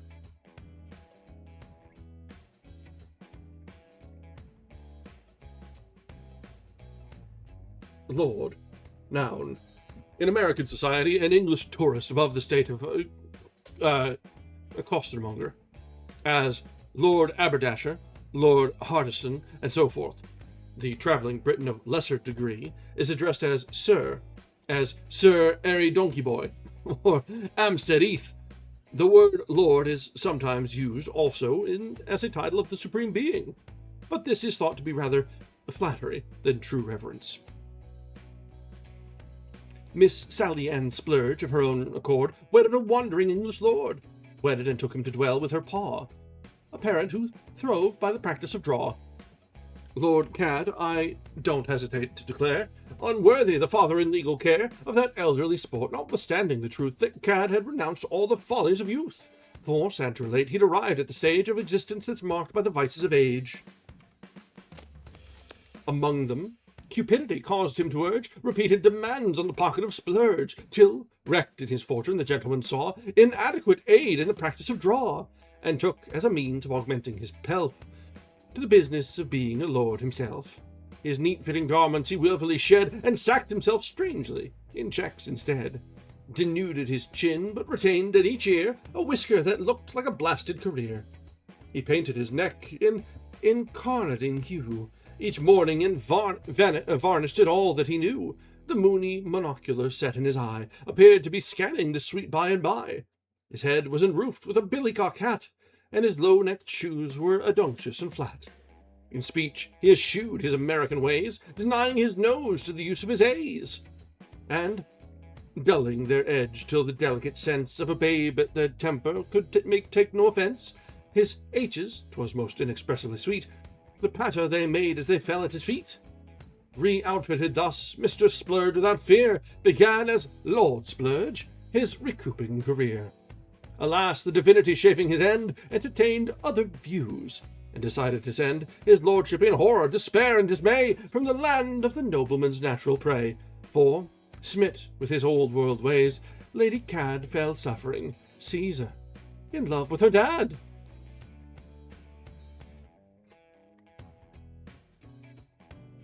GJ. Lore. Noun. Learning. Particularly that sort which is not derived from a regular course of instruction, but comes of the reading of occult books, or by nature. This latter is commonly designated as folklore, and embraces popularly myths and superstitions. In Baring-Gould's Curious Myths of the Middle Ages, the reader will find many of these traced backward through various peoples on converging lines toward a common origin in remote antiquity.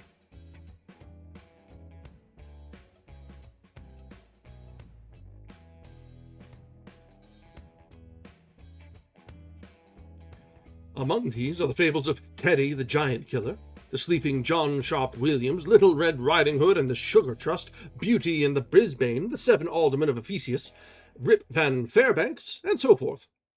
The fable, which Goethe so affectionately relates under the title of The Earl King, was known 2,000 years ago in Greece as the Demos and the Infant Industry. One of the most general and ancient of these myths is that Arabian tale of Ali Baba and the 40 Rockefellers.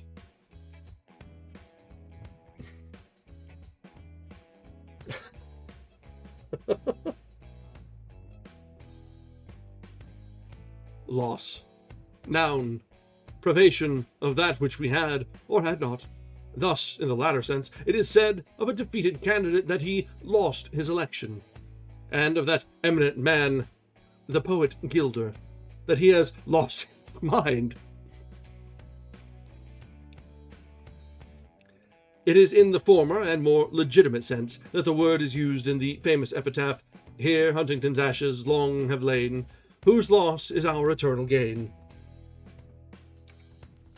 For while he exercised all his powers, whatever he gained, the loss was ours. Love. Noun. A temporary insanity, curable by marriage, or by removal of the patient from the influences under which he incurred the disorder. This disease, like caries and many other ailments, is prevalent only among civilized races living under artificial conditions. Barbarous nations breathing pure air and eating simple food enjoy immunity from its ravages. It is sometimes fatal, but more frequently to the physician than to the patient. Low-bred, adjective, raised instead of brought up. Damn, that's actually very, very spot on there. Luminary. Noun. One who throws light upon a subject, as an editor, by not writing about it. Lunarian. Noun. An inhabitant of the moon, as distinguished from lunatic, one whom the moon inhabits. The Lunarians have been described by Lucian, Locke, and other observers, but without much agreement. For example, Bragalos avers their anatomical identity with man. But Professor Newcomb says they're more like the hill tribes of Vermont.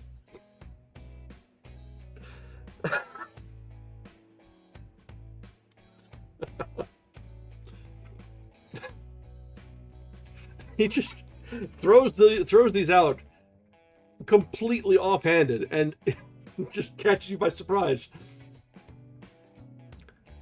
Lyre. Noun. An ancient instrument of torture. Here we go again. An ancient instrument of torture. The word is now used in a figurative sense to denote the poetic faculty, as in the following fiery lines of our great poet Ella Wheeler Wilcox. I sit astride Parnassus with my lyre, and pick with care the disobedient wire. That stupid shepherd lolling on his crook, with deaf attention scarce deigns to look. I bide my time, and it shall come at length, when, with a Titan's energy and strength, I'll grab a fistful of the strings, and oh, the word shall suffer when I let them go. Farquharson Harris.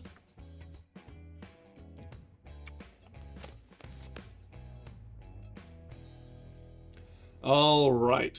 So, M is a little bit longer of a run. I don't mind running over, but we will need to take a break beforehand so that we can get ads out of the way so that we're not interrupted. Because it's about a 10-page stretch, but the way the pages on this are, they generally don't take too long to get through. So let's go ahead and take a short break. I'll run ads a little bit early to get them out of the way, and then we'll get through M tonight, and that'll be where we call it. So it'll be just a few minutes. Thank you.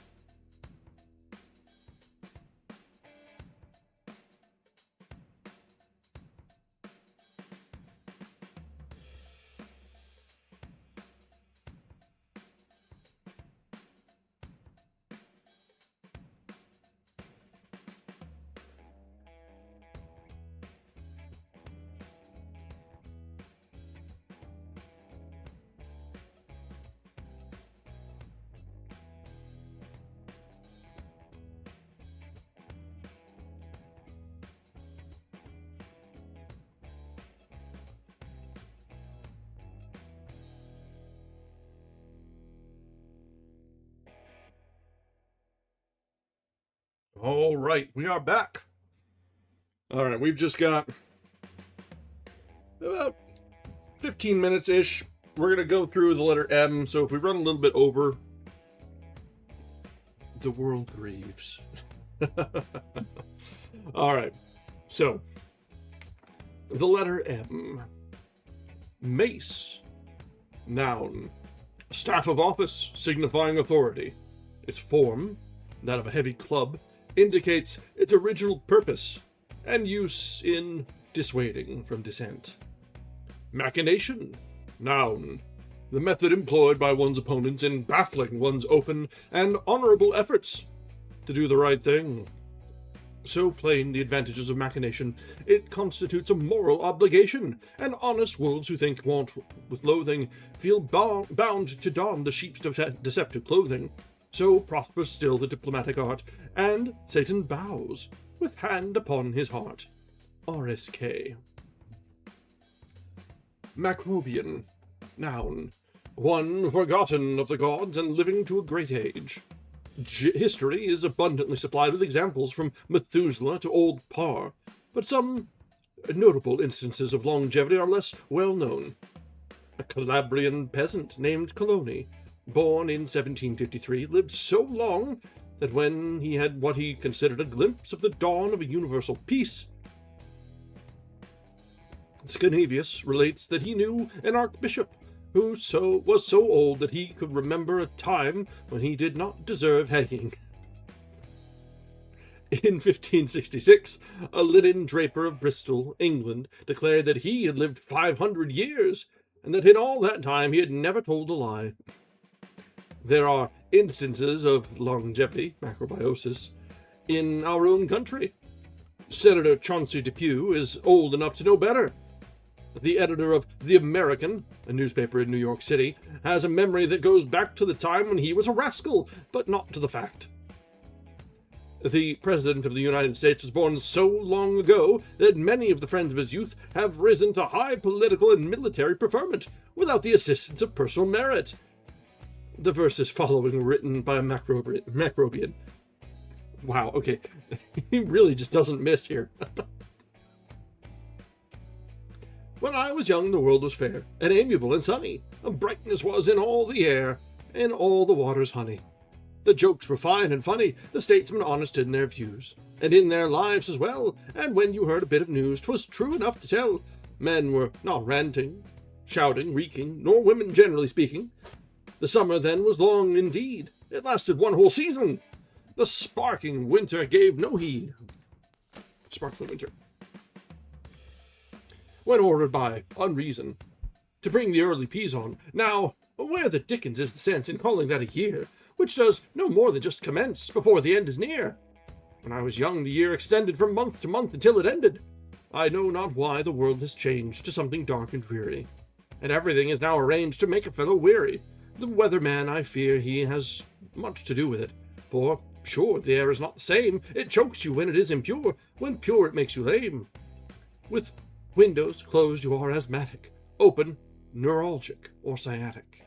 Well, I suppose this new regime of dun degeneration seems eviler than it would seem to a better observation, and has, for compensation, some blessings in a deep disguise, which mortal sight has failed to pierce, although to angels' eyes they're visible unveiled. If age is such a boon, good land, he's costumed by a master hand. A venerable Strig. Mad. Adjective. Affected with a high degree of intellectual independence, not conforming to standards of thought, speech, and action derived by the conformance from study of themselves, at odds with the majority. In short, unusual. It is noteworthy that persons are pronounced mad by officials destitute of evidence that themselves are sane. For illustration, this present and illustrious lexicographer is no firmer in the faith of his own sanity than is any inmate of any madhouse in land. Yet, for aught he knows the contrary, instead of the lofty occupation that seems to him to be engaging his powers, he may really be beating his hands against the window bars of an asylum and declaring himself Noah Webster, to the innocent delight of many thoughtless spectators. Magdalene. Noun. An inhabitant of Magdala, popularly a woman found out. This definition of the word has the authority of ignorance. Mary of Magdala being another person than the penitent woman mentioned by St. Luke, it has also the official sanction of the governments of Great Britain and the United States.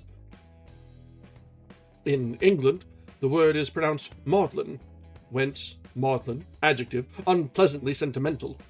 With their maudlin for Magdalene, and their bedlam for Bethlehem, the English may justly boast themselves the greatest of revisers. Okay. Magic. Noun. An art of converting superstition into coin. There are other arts serving the same high purpose, but the discreet lexicographer does not name them. Magnet. Noun. Something acted upon by magnetism. Magnetism. Noun. Something acting upon a magnet. The two definitions immediately foregoing are condensed from the works of 1,000 eminent scientists who have illuminated the subject with great white light to the inexpressible advancement of human knowledge. I don't know, there's something about circular definitions that just tickle. Magnificent. Adjective. Having a grandeur or splendor superior to that to which the spectator is accustomed, as the ears of an ass to a rabbit, or the glory of a glowworm to a maggot. Magnitude. Noun. Size. Magnitude being purely relative. Nothing is large and nothing small. If everything in the universe were increased in bulk 1,000 diameters, nothing would be any larger than it was before. But if one thing remained unchanged, all the others would be larger than they had been. To an understanding familiar with the relativity of magnitude and distance, the spaces and masses of the astronomer would be no more impressive than those of the microscopist. For anything we know to the contrary, the visible universe may be a small part of an atom, with its component ions floating in the life-fluid luminiferous ether of some animal. Possibly the wee creatures peopling the corpuscles of our own blood are overcome with the proper emotion when contemplating the unthinkable distance from one of these to another. Magpie. Noun. A bird whose thievish disposition suggested to someone that it might be taught to talk. Maiden. Noun. A young person of the unfair sex addicted to the clueless conduct and views that madden to crime. The genus has a wide geographical distribution, being found wherever sought and deplored wherever found. The maiden is not altogether unpleasing to the eye, nor, without her piano and her views, insupportable to the ear, though in respect to comeliness distinctly inferior to the rainbow, and, with regard to the part of her that is audible, bleaten out of the field by the canary, which also is more portable. Oh, a lovelorn maiden, she sat and sang, this quaint sweet song sang she. It oh for a youth with a football bang, and a muscle fair to see, the captain he of a team to be, on the gridiron he shall shine, a monarch by right divine, and never to roast on it me. Opaline Jones. Majesty. Noun. The state and title of a king, regarded with a just contempt by the most eminent grand masters, grand chancellors, great incohonies, and imperial potentates of the ancient and honorable orders of Republican America. Male. Noun. A member of the unconsidered or negligible sex. The male of the human race is commonly known to the female as mere man.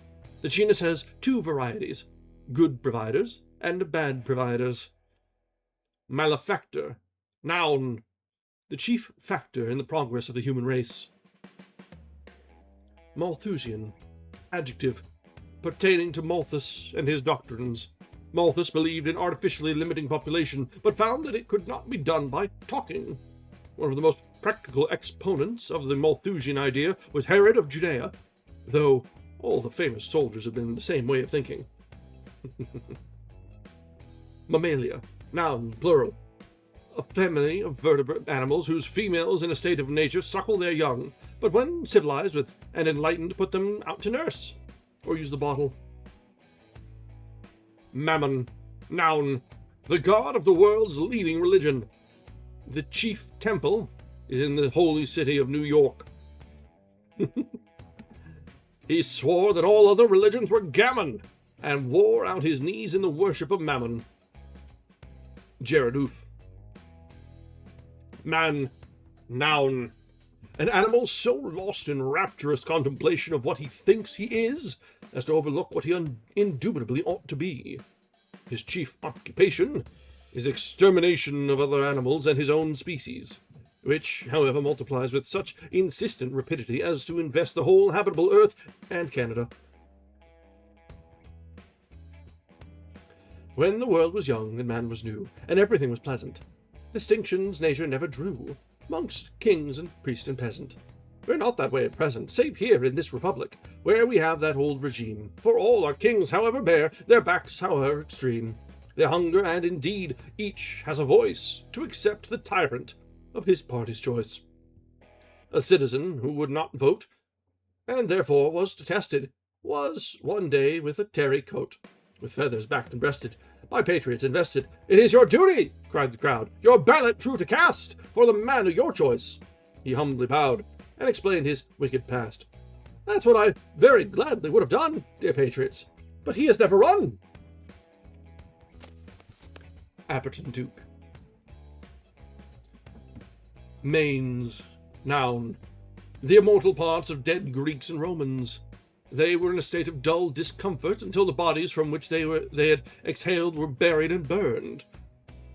And they seem not to have been particularly happy afterward. Manichaeism, noun. The ancient Persian doctrine of an incessant warfare between good and evil. When good gave up the fight, the Persians joined the victorious opposition. Well, that's rather... I see. Your predispositions are showing through just a little bit, Ambrose Bierce. Mana, noun. A food miraculously given to the Israelites in the wilderness. When it was no longer supplied to them, they settled down and tilled the soil, fertilizing it, as a rule, with the bodies of the original occupants. Oh, shit, okay. You are forgiven for the previous. I'll give you that. Marriage, noun. The state or condition of a community consisting of a master, a mistress, and 2 slaves, making, in all, 2.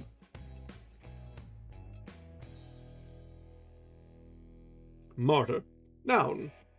One who moves along the line of least reluctance to a desired death. Material, adjective. Having an actual existence, as distinguished from an imaginary one. Important. Material things I know, or feel, or see. All else is immaterial to me. Jamrock Holobom. Mausoleum. Noun. The final and funniest folly of the rich. Mayonnaise. Noun. One of the sauces which serve the French in place of a state religion. Me. Pronoun. The objectionable case of I. The personal pronoun in English has 3 cases. The dominative, the objectionable, and the oppressive. Each is all 3. Meander. Noun. To proceed sinuously and aimlessly. The word is the ancient name of a river about 150 miles south of Troy, which turned and twisted in the effort to get out of hearing when the Greeks and Trojans boasted of their prowess. Medal, noun. A small metal disc given as a reward for virtues, attainments, or services more or less authentic. It is related of Bismarck, who had been awarded a medal for gallantly rescuing a drowning person, that, being asked the meaning of the medal, he replied, "I save lives sometimes," and sometimes he didn't. Medicine, noun. A stone flung down the Bowery to kill a dog in Broadway. Meekness, noun. Uncommon patience in planning a revenge that is worthwhile. M is for Moses, who slew the Egyptian. As sweet as a rose is the meekness of Moses. No monument shows his post-mortem inscription. But M is for Moses, who slew the Egyptian. The biographical alphabet. Meerschaum, noun, literally sea foam, and by many erroneously supposed to be made of it. A fine white clay, which for convenience in coloring brown, is made into tobacco pipes and smoked by workmen engaged in that industry. The purpose of coloring it has not been disclosed by the manufacturers. There was a youth, you've heard before this woeful tale maybe, who bought a meerschaum pipe and swore that color it would be. Swore that color it would he. He shut himself from the world away, nor any soul he saw. He smoked by night, he smoked by day, as hard as he could draw. His dog died moaning in the wrath of winds that blew aloof. The weeds were in the gravel path, and the owl was on the roof. He's gone afar, he'll come no more, the neighbors sadly say, and so they batter in the door to take his goods away. Dead, pipe in mouth the youngster lay, not brown in face and limb. That pipe's a lovely white, they say, but it has coloured him. The moral, there's small need to sing, 'tis plain as day to you. Don't play your game on anything that is a gamester too. Martin Bulstrode. Mendacious, adjective, addicted to rhetoric. Okay, the fact that he used 3 words to define mendacious is the peak of irony. I love it. Merchant. Noun. One engaged in a commercial pursuit. A commercial pursuit is one in which the thing pursued is a dollar. Mercy. Noun. An attribute beloved of detected offenders. Mesmerism. Noun. Hypnotism before he wore good clothes, kept a carriage, and asked incredulity to dinner. Metropolis. Noun. A stronghold of provincialism.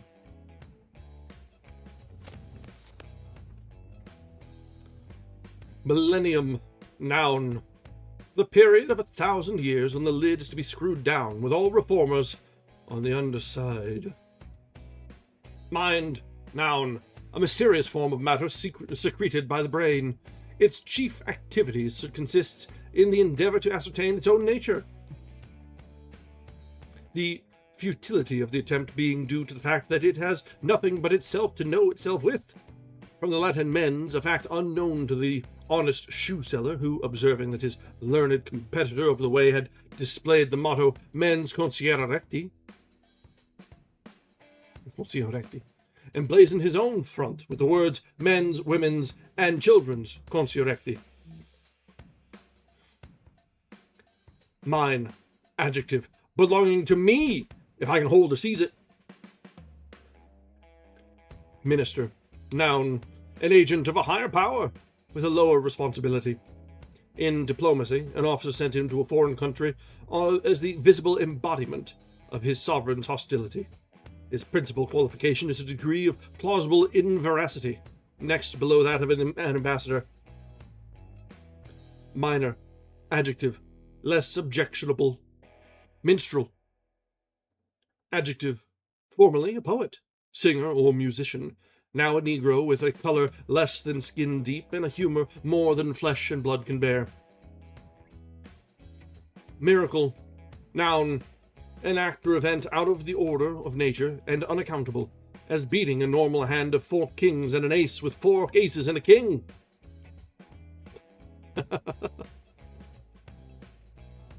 Miscreant. Noun. A person of the highest degree of unworth. Etymologically, the word means unbeliever, and its present signification may be regarded as theology's noblest contribution to the development of our language. Misdemeanor. Noun. An infraction of the law having less dignity than a felony, and constituting no claim to admittance into the best criminal society. By misdemeanors he essays to climb into the aristocracy of crime. Oh, woe was him, with manner chill and grand. Captains of industry refused his hand. Kings of finance denied him recognition. And railway magnates jeered his low condition. He robbed a bank to make himself respected, and they still rebuffed him, for he was detected. S.V. Hannaford. Okay. That poem was better than a lot of the definitions we've had so far. Misericord. Noun. A dagger which in medieval warfare was used by the foot soldier to remind an unhorsed knight that he was mortal. Misfortune. Noun. The kind of fortune that never misses. Miss. Noun. The title with which we brand unmarried women to indicate that they are in the market. Miss, Mrs., and Mr., are the three most distinctly disagreeable words in the language in sound and sense. Two are corruptions of mistress, the other of master. In the general abolition of social titles in this our country, they miraculously escaped to plague us. We must have them let us be consistent and give one to the unmarried man. I venture to suggest mush, abbreviated to MH.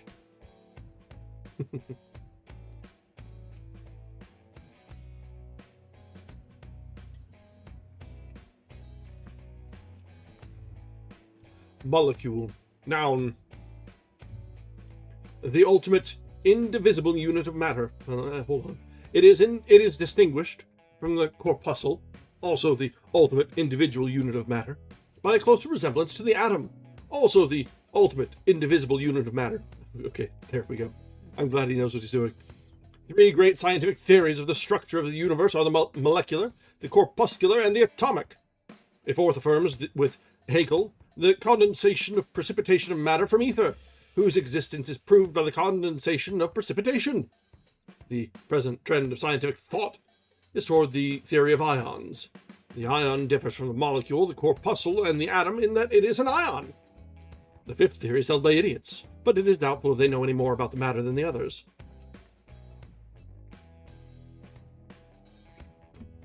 Monad. Noun. The ultimate, indivisible unit of matter. See molecule. According to Leibniz, as nearly as he seems willing to be understood, the monad has body without bulk, and mind without manifestation. Leibniz knows him by the innate power of considering. He has founded upon him a theory of the universe, which the creature bears without resentment, for the monad is a gentleman. Small as he is, the monad contains all the powers and possibilities needful to his evolution into a German philosopher of the first class. Altogether a very capable little fellow. He is not to be confounded with the microbe or the bacillus by its inability to discern him. A good microscope shows him to be of an entirely different species. Monarch. Noun. A person engaged in reigning. Formerly, the monarch ruled, as the derivation of the word attests, and as many subjects have occasion to learn. In Russia and the Orient, the monarch has still a considerable influence in public affairs and in the disposition of the human head. But in Western Europe, political administration is mostly entrusted to his ministers, he being somewhat preoccupied with reflections relating to the status of his own head. Monarchical government. Noun. Government. Monday. Noun. In Christian countries, the day after the baseball game. Money. Noun. A blessing that is of no advantage to us accepting when we part with it. An evidence of culture and a passport to polite society. Supportable property. Monkey. Noun. An arboreal animal which makes itself at home in genealogical trees. Oh. Let's rush along and ignore that one for a moment. Monosyllabic. Adjective. Composed of words of one syllable. For literary babes who never tire of testifying their delight in the vapid compound by appropriate googling. The words are commonly Saxon. That is to say, words of a barbarous people destitute of ideas and incapable of any but the most elementary sentiments and emotions. The man who writes in Saxon is the man to use an axe on. Judibra.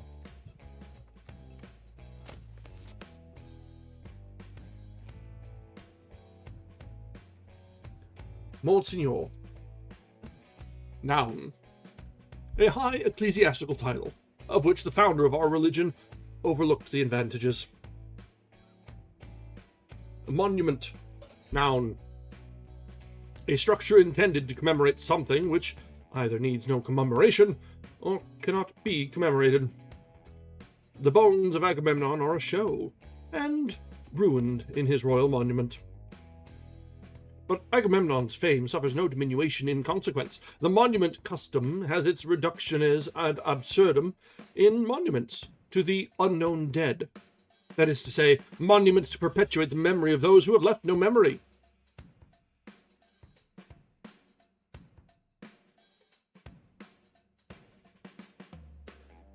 Moral. Adjective. Conforming to a local and mutable standard of right, having the quality of general expediency. It is said there be a range of mountains in the east, on one side of which the certain conducts are immoral, yet on the other side they are holden in good esteem, whereby the mountaineer is much convenienced, for it is given to him to go down either way and act as it shall suit his mood, without an offence. Cook's Meditations. More.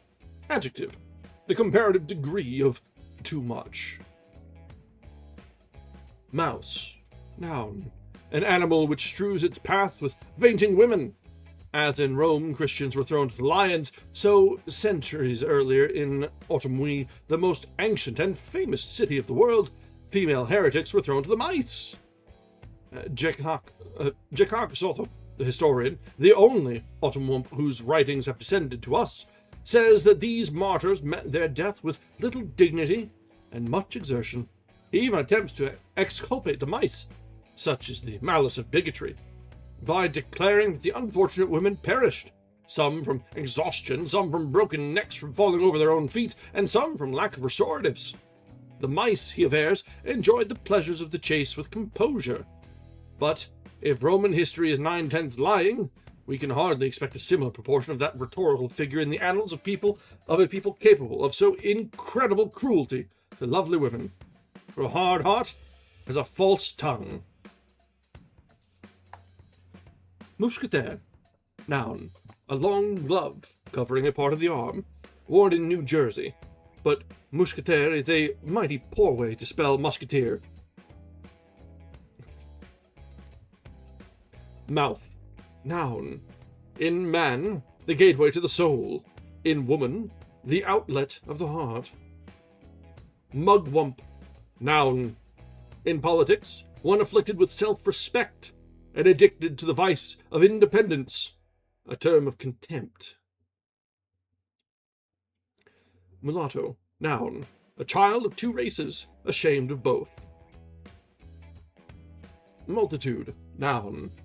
A crowd, the source of political wisdom and virtue. In a republic, the object of the statesman's adoration. In a multitude of counselors there is wisdom, saith the proverb. If many men of equal individual wisdom are wiser than any one of them, it must be that they acquire the excess of wisdom by the mere act of getting together. Whence comes it? Obviously from somewhere. As well they say that a range of mountains is higher than the single mountains composing it. A multitude is as wise as its wisest member if it obey him. If not, it is no wiser than its most foolish. I'd rather think the latter than the former. Mummy. Noun. An ancient Egyptian, formerly in universal use among modern civilized nations as medicine, and now engaged in supplying art with an excellent pigment. He's handy, too, in museums in gratifying the vulgar curiosity that serves to distinguish man from the lower animals. By means of the mummy, mankind, it is said, attests to the gods its respect for the dead. We plunder his tomb, be he sinner or saint, distill him for physic, and grind him for paint. Exhibit for money his poor shrunken frame, and with levity flock to the scene of the shame. Oh, tell me, ye gods, for the use of my rhyme, for respecting the dead, what's the limit of time? Scopus Brune. Mustang. Noun. An indocile horse of the western plains. In English society, the American wife of an English nobleman. Myrmidon. Noun. A follower of Achilles, particularly when he didn't lead. Mythology. Noun. The body of a primitive people's beliefs concerning its origin, early history, heroes, deities, and so forth, as distinguished from the true accounts which it invents later.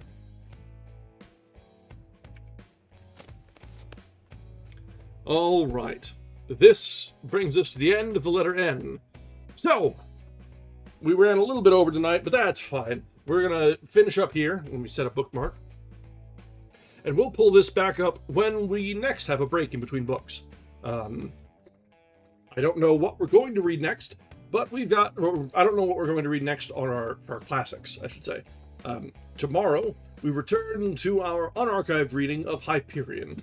Things are getting very good there. Well, it's been very good all along, but we're nearing the end of that as well. We're at about a little over 70% of the way through Hyperion. We probably have about 2 to 3 more sessions. Since we go through 4 hours of it, we get a little bit more headway through those. But that's for tomorrow. As for what we're reading next of the classics, I haven't the foggiest. If you have any suggestions or things that you'd like to have read on the channel, hit me up. I'm always open to taking ideas and requests, because if we let myself, I'll just wander into familiar books, and it's fine to find some ideas and surprises every once in a while like we do with this, but other opinions are always valuable. All right, let's get out of our reading book for now, as we wrap things up for the evening. So, a reminder, we stream both on YouTube and Twitch, so really just jumble into whichever is more comfortable for you at any given time. All of our videos or readings are kept in the archive over on YouTube for perpetuity. I know Twitch has a rather shorter window of how long it keeps VODs. So if you would like to catch up, YouTube's the place. A subscription to the channel over there is always welcome. Likes on the streams, always happy to see. It lets the algorithm know that we're up to some fun things around there, and maybe you send some friends our way. If you're over on Twitch, thank you for joining us here. We've just recently hit affiliate, and we're doing our best to grow our little community in whatever ways we can. We've got some things cooking in the way that should bring some character and life to the channel, so look forward to it. I don't really have any timetable on that, because that's entirely out of my control, but we'll see when they show up. All right, so this has been our most recent installment of Ambrose Bierce's The Devil's Dictionary, a charming little bit of satire and reminder that people have had about enough of current events for as long as current events have been current events. So don't despair. The times have always sucked. Now is just a continuation of that suckage. That's not really as optimistic as I wanted it to be. That didn't come off as optimistic as I was hoping. Well. All right, let's see if there are any friends available that we can raid into tonight, and see, hopefully, find some other readers. So let's check out the category. Let's see. There's somebody doing some fanfics that we raided into last time, actually. Some fairy tales, some writing.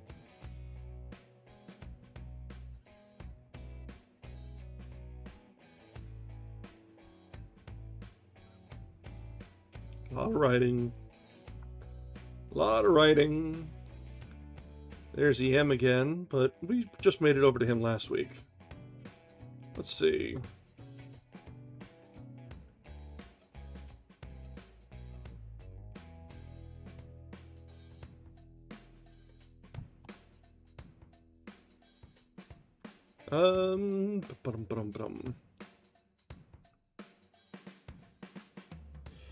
I don't know.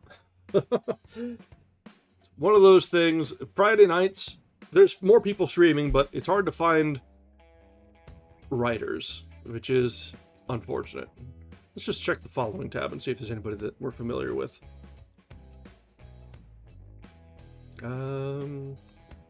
Yeah, writing.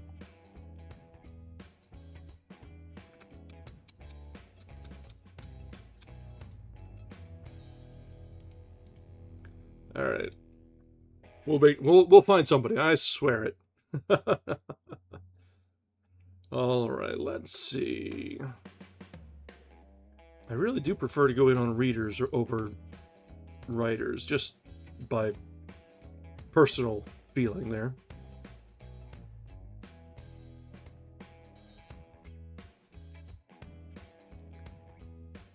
All right, you know what? I think I know where we're going. Last week we went to a group of, it was a few people that were collabing together, I think. And I see that they are doing something again together. Looks like they're reading some fanfics together. Oh, very good. Hey, good to see you, Ultra Blue. And I understand. It's a lot sometimes. So I'll be happy to see you get started again. I'll be keeping an eye out for notification when you go live again. But it's good to see you stopping in. I'll be happy to raid into you next time I see you, though. Let's see. So, and as I was saying, last time we went over to a few people that were collabing together, and we were, I think they had just stopped reading, but we were able to talk some lit with them. But it looks like they all have their own POVs up. Hey, I appreciate you stopping in. Always welcome. We've got a small, tight-knit community around here, and so every little face is welcome around here. Yeah, exactly. As Akimo said, a little burnout is totally understandable. It's all very performative, and sometimes it's just way too much.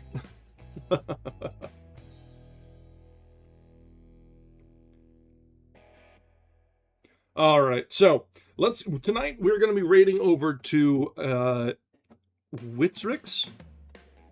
They are reading some fanfics tonight, so it might not be our cup of tea, but we'll give them a shot. I hope you give them our best as we carry over and see what sort of interesting things they're getting up to. Works of the written word and imagination are valuable no matter their source. Most of the time. Hopefully. All right. As always, thank you very much for joining us. And until next time, thank you very much. Let's give Wistrix and their collab partners our very best. And until next time, I hope everyone has a wonderful evening. Good night.